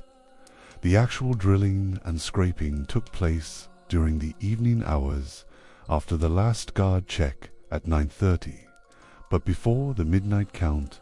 This gave them roughly 2.5 hours of work time each night, assuming no unexpected inspections or disturbances. The noise was their greatest concern.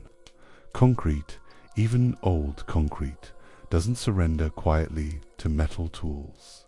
Every chip and scrape echoed in the narrow confines of the cells, and sound carried unpredictably through the cell blocks, steel and stone construction. They solved the noise problem through careful observation of the prison's acoustic patterns. During the day, they noted which sounds were normal and expected: the clanging of steam pipes, the hum of electrical equipment, the occasional shouts of guards communicating across the building. They timed their noisiest work to coincide with these routine sounds, and they learned to work in rhythm with the building's natural audio landscape. Morris proved to be the most methodical worker. His cell, B138, was located in a section of the block where the concrete had been particularly affected by moisture, and he made steady progress night after night. The Anglin brothers worked with the desperate energy of men who had spent too many years behind bars, taking risks that sometimes worried Maurice, but that also accelerated their timeline significantly. By the winter of 1961, all three men had created openings large enough to squeeze through. The holes were carefully concealed during the day by false. The route to the roof required climbing through a maze of pipes and electrical conduits, squeezing through openings that seemed barely wide enough for a man, and navigating by feel in almost complete darkness. They practiced this journey dozens of times, timing themselves and memorizing every handhold and turning point. A mistake in the darkness could mean injury, capture, or death, and they couldn't afford any of those outcomes. Once they had established reliable access to the roof, they began the most ambitious phase of their plan, building the equipment they would need to cross San Francisco Bay. The bay was 1.5 miles of cold, turbulent water with currents that had defeated strong swimmers and claimed experienced boaters. They would need not only a raft capable of carrying 3 men, but also paddles, life preservers, and some method of navigation in the darkness. The raft became their masterpiece of prison ingenuity. They had calculated that they would need approximately 50 raincoats to provide enough rubber and fabric for a vessel capable of supporting their combined weight. Acquiring 50 raincoats without attracting attention required months of careful trading, stealing, and social engineering. Every inmate was issued 1 raincoat, but extras were available in the prison's supply room, and raincoats occasionally went missing from the laundry. Maurice proved particularly skilled at the social aspects of their material acquisition. He cultivated relationships with inmates who worked in the laundry, the supply room, and the various prison shops. He never asked directly for what he needed, instead creating situations where men would offer to help him or would leave materials where he could find them.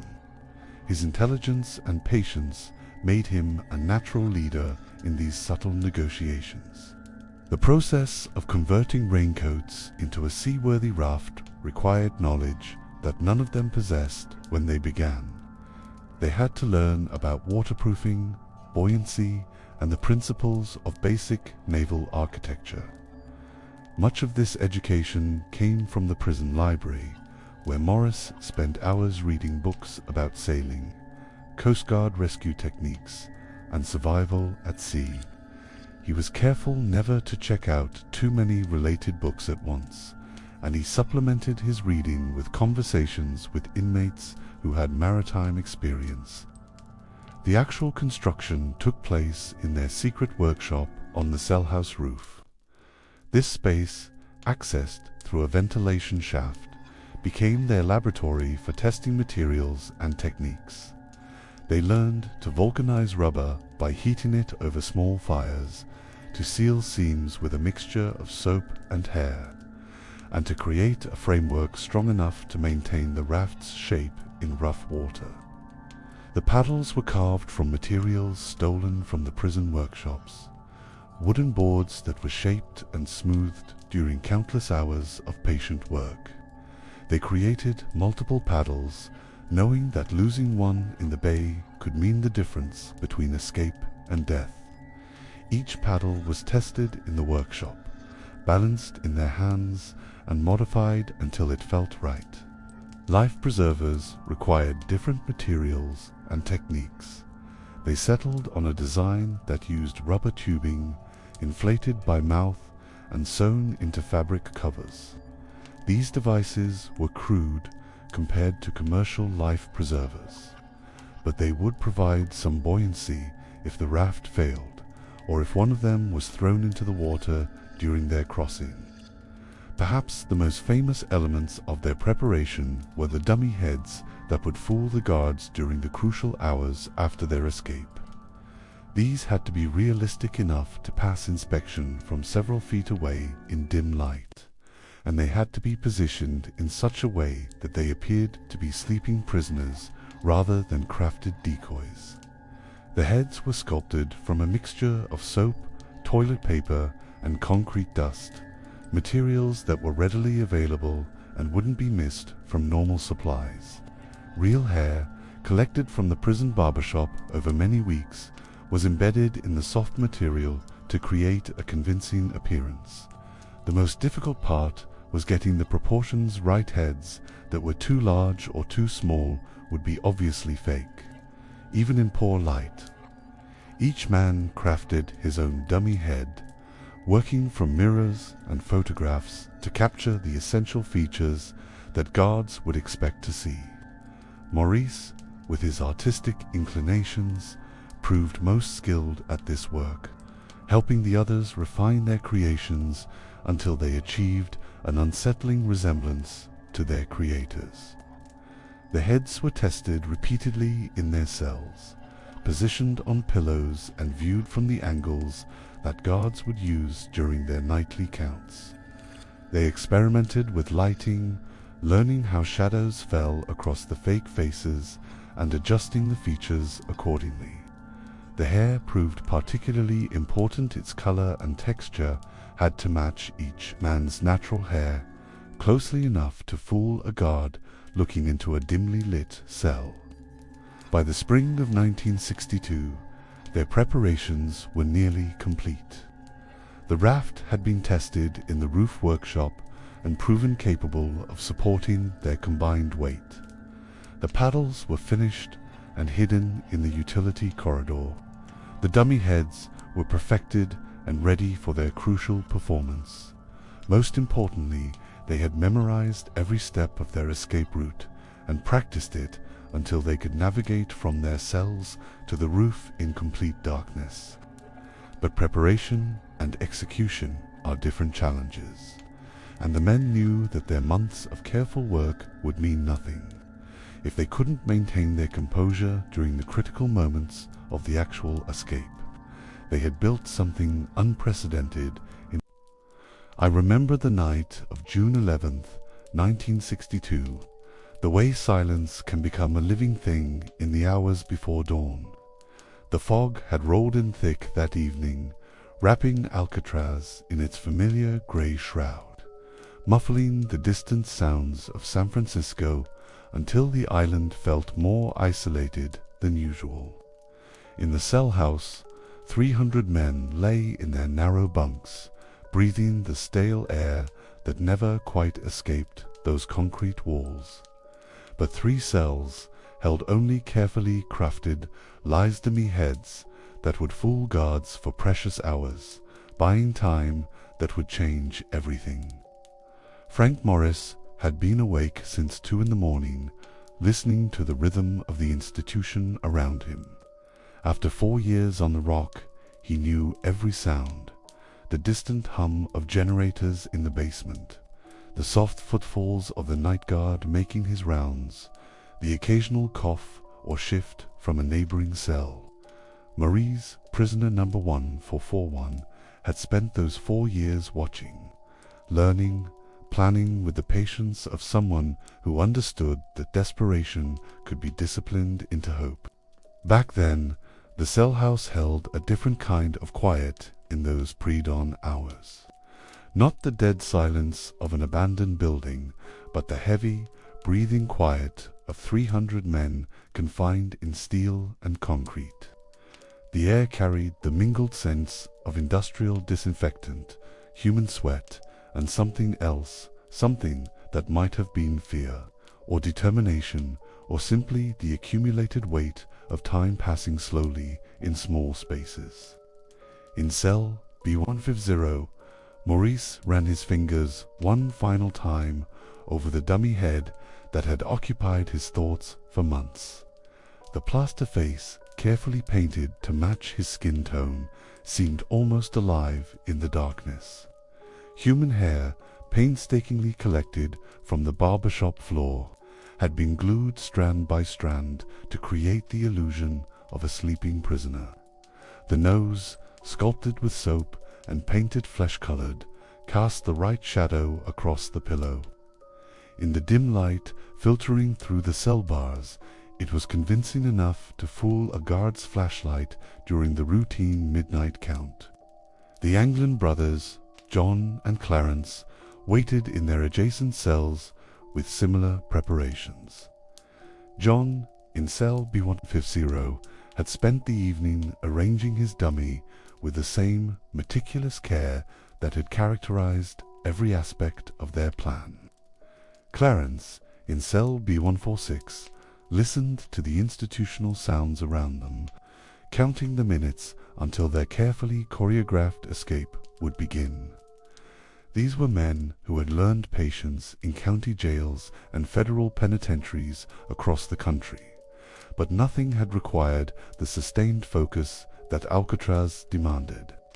I remember how the plan had evolved over those months of preparation, shaped by the peculiar geography of maximum security. The cells in B Block backed up to a utility corridor that ran behind the entire cellhouser service tunnel that few prisoners ever saw, but that maintenance workers used to access pipes and electrical systems. Maurice had discovered, through careful observation and quiet conversations with trustees who worked in maintenance, that the concrete around the ventilation grates in each cell had been softened by decades of moisture and salt air. The work had been painstakingly slow, using makeshift tools, drill bits stolen from the prison workshop. Attached to the motor from a broken vacuum cleaner, they had spent months carefully enlarging the ventilation openings in their cells. The motor, wrapped in towels to muffle its sound, operated only during the evening recreation periods when other sounds in the cell house would mask its low hum. Each night they chipped away tiny fragments of concrete, collecting the debris in makeshift containers and disposing of it during their daily activities. The ingenuity required was remarkable, born from the kind of focused desperation that maximum security creates. They had fashioned their cutting tools from whatever materials the prison routine provided: spoon handles sharpened on concrete floors, pieces of metal carefully preserved from work assignments, wire salvaged from electrical repairs. The dummy heads themselves represented weeks of patient craftsmanship, plaster mixed from smuggled materials, paint carefully matched to skin tones, hair collected and preserved until enough could be gathered for 3 convincing decoys. But perhaps most ingenious was their solution to the final challenge: crossing the frigid waters of San Francisco Bay. Over months, they had collected more than 50 raincoats from the prison laundry, carefully smuggling them back to a makeshift workshop they had established on the cell house roof. Using contact cement stolen from work details, they had fashioned these raincoats into a life raft and life preservers, crude but potentially effective flotation devices that might keep them alive in water that regularly killed strong swimmers. The night of June 11th moved with the slow precision they had rehearsed in their minds countless times. At approximately 9:30, after the evening count, Maurice carefully positioned his dummy head and slipped through the enlarged ventilation opening behind his cell. The space was cramped barely wide enough for a man's shoulders, but months of planning had prepared him for the physical challenge. Behind him, the dummy lay convincing in the darkness, maintaining the illusion that prisoner 1441 was sleeping peacefully in his regulation bunk. John Anglin followed the same procedure, sliding through his cell's rear opening into the utility corridor where Morris waited. The corridor itself was a narrow space between the back of the cell house and the outer wall, filled with pipes and electrical conduits, but wide enough for a careful person to move through. Clarence Anglin completed their trio, emerging from his cell to join his brother and Maurice in the cramped passage behind Beebe. Alan West, the fourth member of their escape plan, encountered the cruel mathematics of preparation and opportunity that night. His ventilation opening, despite months of careful work, remained slightly too small for his larger frame, while Morris and the Anglins moved through the utility corridor toward their predetermined exit point. West struggled desperately to enlarge his opening enough to follow. Time, which had been their ally during months of preparation, became their enemy in those crucial minutes after lights.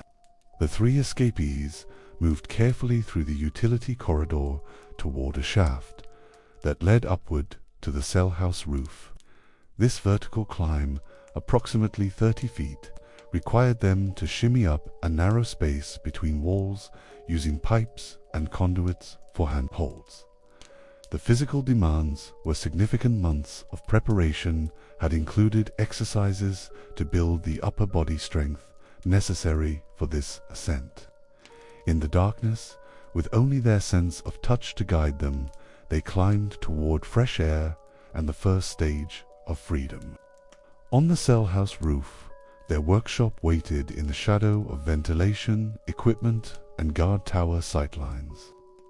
Here, over previous nights, they had assembled their life raft and life preservers, testing the seams and inflating mechanisms that would determine their survival in launching their improvised raft into San Francisco Bay that night meant entering water that rarely exceeded 55 degrees, even in summer.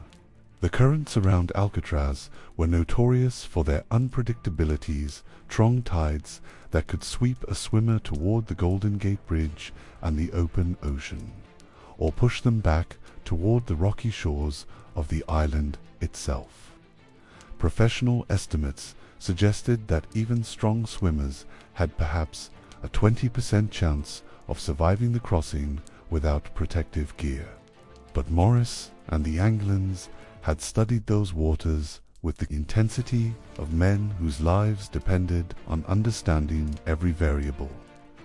During exercise periods, they had observed the patterns of debris floating past the island, noting wind directions and tidal changes.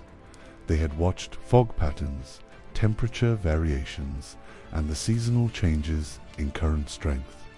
Their escape plan accounted for these factors as precisely as their limited observation allowed. The water that night was shockingly cold, even for men prepared for its bite. As they pushed away from Alcatraz's rocky shore, the lights of San Francisco spread before them like a promise so close they could see individual buildings, so distant they might as well have been on another planet. The improvised paddles they had crafted from materials stolen over months of preparation moved them slowly through water that seemed to resist every stroke. Behind them, Alcatraz continued its routine. Guards made their scheduled rounds, flashlights briefly illuminating dummy heads that cast convincing shadows. The institution's machinery hummed along its predetermined patterns, generators powering searchlights that swept across empty water, heating systems maintaining the climate of confinement, communications equipment linking the island to the outside world that would soon be searching for 3 missing prisoners. The morning discovery came with the routine that had governed Alcatraz for decades. At approximately 7 in the morning, during the standard prisoner count, guards discovered the deception that had bought Morris and the Anglins precious hours of lead time. The dummy heads, so convincing in darkness, appeared obviously fake in daylight. The enlarged ventilation openings behind each cell told the story of months of patient preparation. For the first time in its history as a federal penitentiary, Alcatraz's siren wailed across San Francisco Bay. The sound carried across the water to San Francisco's waterfront, where early morning workers paused to listen to a noise they had never heard before. On the island itself, the remaining prisoners experienced a lockdown more complete than any in the institution's history. Confined to their cells while guards searched every possible hiding place.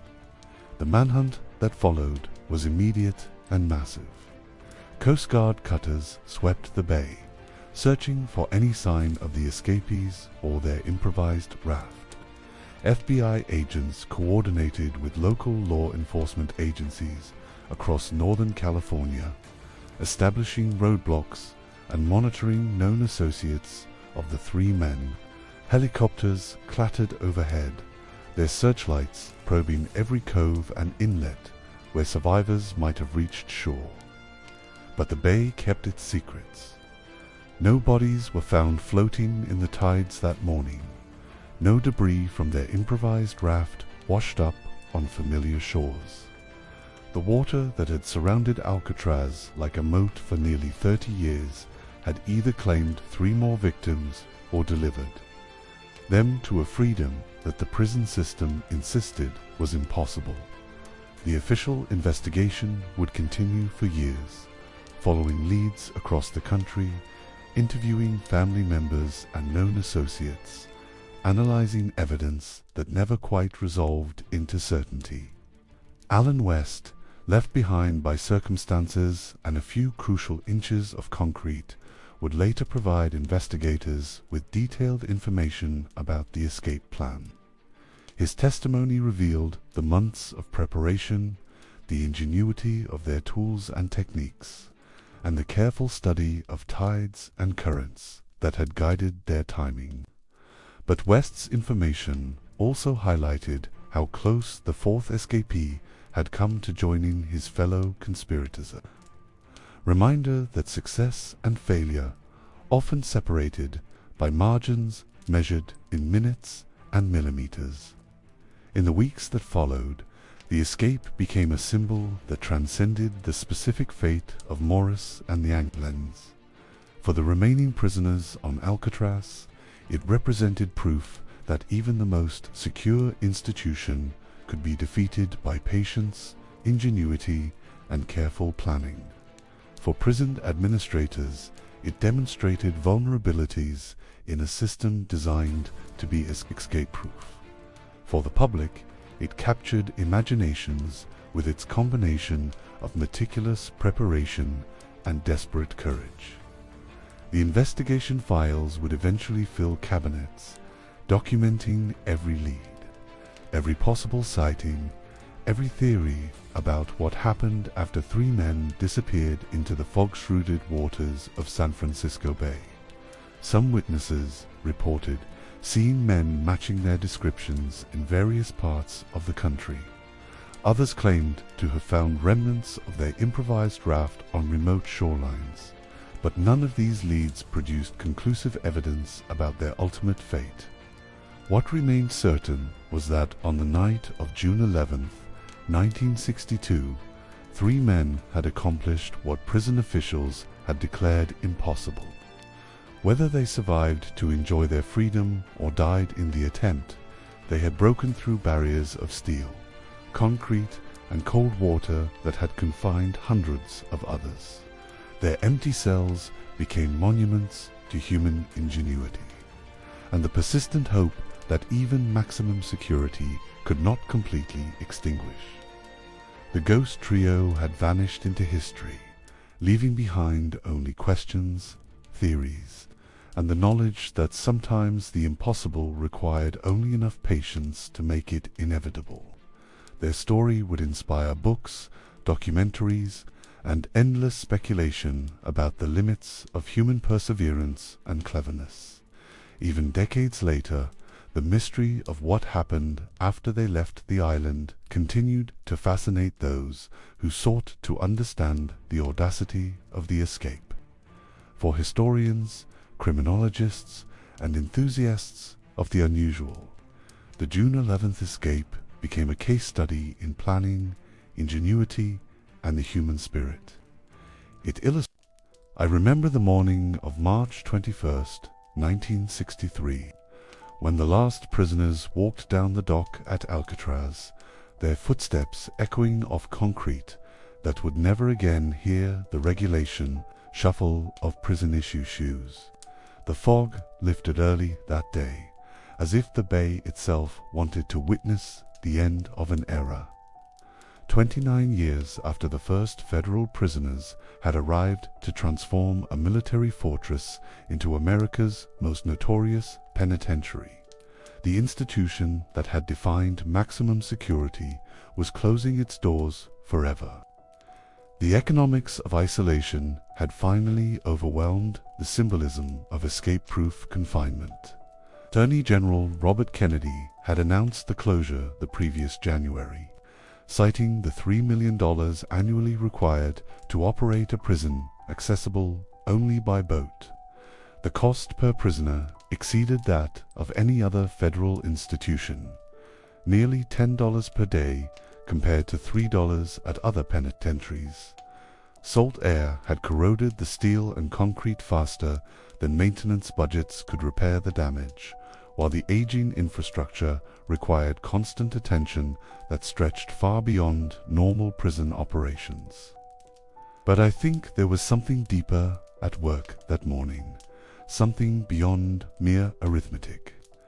The escape of Morris and the Anglins had punctured the myth of absolute security that justified Alcatraz's extraordinary expense. A prison that existed primarily to demonstrate the impossibility of escape had been proven fallible by 3 men with homemade tools and 50 raincoats. The psychological foundation of the rock's purpose had eroded as surely as salt air had weakened its concrete walls.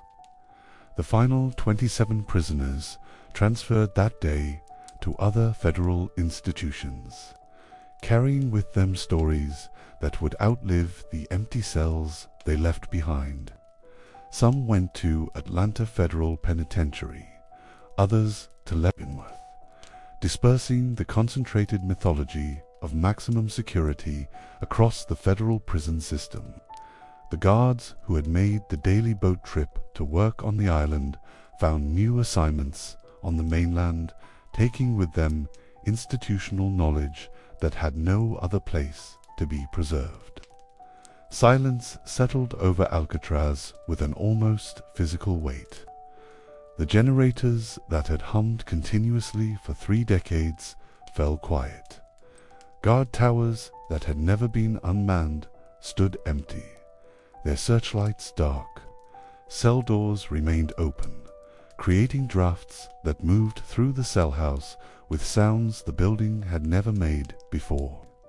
Without the routine of confinement to give it purpose, the architecture revealed itself as simply concrete and steel, impressive but lifeless. The federal government, faced with maintaining an expensive piece of real estate with no obvious function, declared the island surplus property. Various proposals emerged over the following years: a casino, a shopping center, a residential development. Real estate developers saw opportunity in the island's unique location and panoramic views of San Francisco Bay, but the logistics that had made Alcatraz expensive as a prison made it impractical for almost any commercial purpose. The same isolation that had defined its security created insurmountable challenges for daily operations. For 6 years, Alcatraz drifted in bureaucratic limbo. Vandals occasionally reached the island, breaking windows and stripping copper wire, but the basic structure remained intact. Seabirds, the original residents for whom Spanish explorers had named the island, began reclaiming spaces that humans had occupied for more than a century. Native plants, suppressed during decades of institutional maintenance, pushed through cracks in concrete and sprouted from rooftops where soil had accumulated. Then, on November 20th, 1969, the empty island found a new purpose as dramatic as any in its long history. 78 Native American activists, calling themselves Indians of all tribes, landed on Alcatraz before dawn and declared their intention to claim the island under treaty rights that granted unused federal land to indigenous peoples. Led by Richard Oakes, a Mohawk student from San Francisco State University, they had planned their occupation with careful attention to both legal precedent and symbolic power. The morning light revealed protesters on the prison exercise yard where Al Capone had once walked in carefully supervised circles. Native American families spread across the cell house where maximum security had once confined the most dangerous criminals in federal custody. Children played in spaces designed to crush human spirit, their laughter echoing off walls that had heard nothing but regulation whispers and institutional commands for 30 years. The occupiers brought with them a proclamation that mixed legal language with bitter irony, offering to purchase Alcatraz from the federal government for $24 in glass beads and red clother, same price. They noted that Manhattan had allegedly been purchased for centuries earlier. They cited treaty obligations and federal law that required unused government land to revert to indigenous ownership. But their true power lay in the symbolism of transformation they created simply by being there.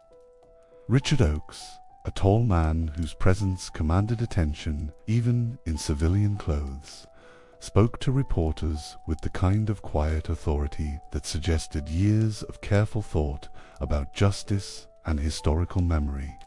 He explained that Alcatraz was perfect for an indigenous cultural center because it already possessed all the characteristics of reservation life: isolation from mainstream society, inadequate housing, poor sanitation, insufficient medical care, and no transportation on or off the island without government permission. The occupation grew over the following days as supporters arrived from tribal communities across the country. By December, more than 600 indigenous people had visited the island, with between 100.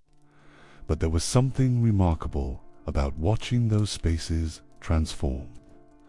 I remember how the exercise yard, where prisoners had walked in silent circles for 30 years, filled with the sounds of children playing games and adults discussing plans for cultural programs. The visiting room, where families had been allowed brief, supervised contact with incarcerated relatives, became a meeting place for planning demonstrations and organizing support networks. The federal government's response evolved slowly from tolerance to frustration to determination to end the occupation. Initial negotiations focused on providing federal funding for indigenous programs, but disagreements over location and control made compromise increasingly difficult. Some government officials hoped that winter weather and logistical challenges would gradually reduce the occupying population, but the protesters proved remarkably resilient in adapting to island life. Tensions escalated in January 1971, when fire damaged several buildings on the island, whether caused by accident, arson, or electrical problems in aging infrastructure. The flames consumed the lighthouse keeper's house and other structures, reducing the already limited housing available to occupiers. The incident provided federal authorities with additional justification for ending the occupation on safety grounds. On June 10, 1971, Federal marshals, supported by FBI agents and military personnel, landed on Alcatraz in the early morning hours. They encountered no violent resistance from the 15 occupiers who remained on the island, mostly caretakers who had stayed to maintain the symbolic presence that had been established 19 months earlier. The occupation ended as peacefully as it had begun, but its impact extended far beyond the 78 activists who had first claimed the island. The Indians of all tribes had succeeded in ways that extended beyond their immediate goals. Their occupation had focused national attention on indigenous issues and treaty rights, contributing to policy changes that included the Indian Self-Determination Act of 1975. More than that, they had demonstrated the power of symbolic action to transform public understanding of historical injustice and contemporary inequality. In 1972, Alcatraz found its final purpose. When Congress designated the island as part of the Golden Gate National Recreation Area, the national park, service faced the challenge of preserving buildings that had been designed for security, rather than public access, while making the island's complex history accessible to visitors. The transformation from maximum security prison to public museum required extensive modifications to infrastructure that had been built to keep people out rather than welcome them in. The first official tours began in 1973, allowing visitors to walk through cell blocks where notorious criminals had served time and indigenous activists had lived with their families. Rangers developed interpretive programs that explained the island's multiple layers of history: military fortress, federal prison, indigenous occupation site, and natural habitat for seabirds and marine life. Audio tours, narrated by former prisoners and correctional officers, brought personal testimony to spaces that had been defined by institutional anonymity. Visitors could stand in Al Capone's cell and hear recordings of guards describing daily routines, or walk through the dining hall while listening to former inmates discuss the social hierarchies and unwritten rules that had governed prison life. The same spaces that had been designed to erase individual identity became stages for preserving personal stories. The success of Alcatraz as a tourist destination exceeded all expectations.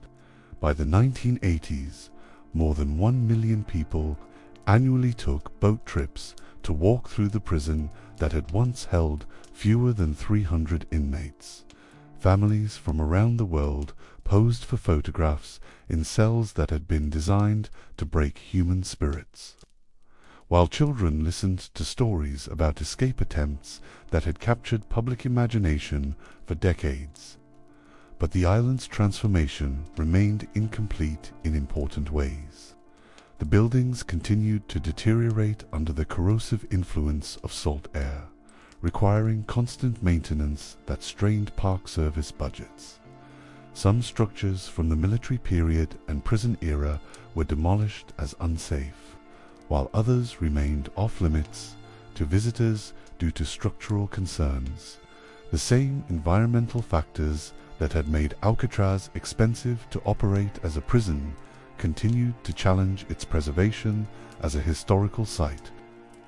More significantly, the multiple layers of Alcatraz's history created ongoing challenges for interpretation and memory. How should park rangers balance the dramatic stories of notorious criminals with the systematic injustices that had filled those cells? How could the indigenous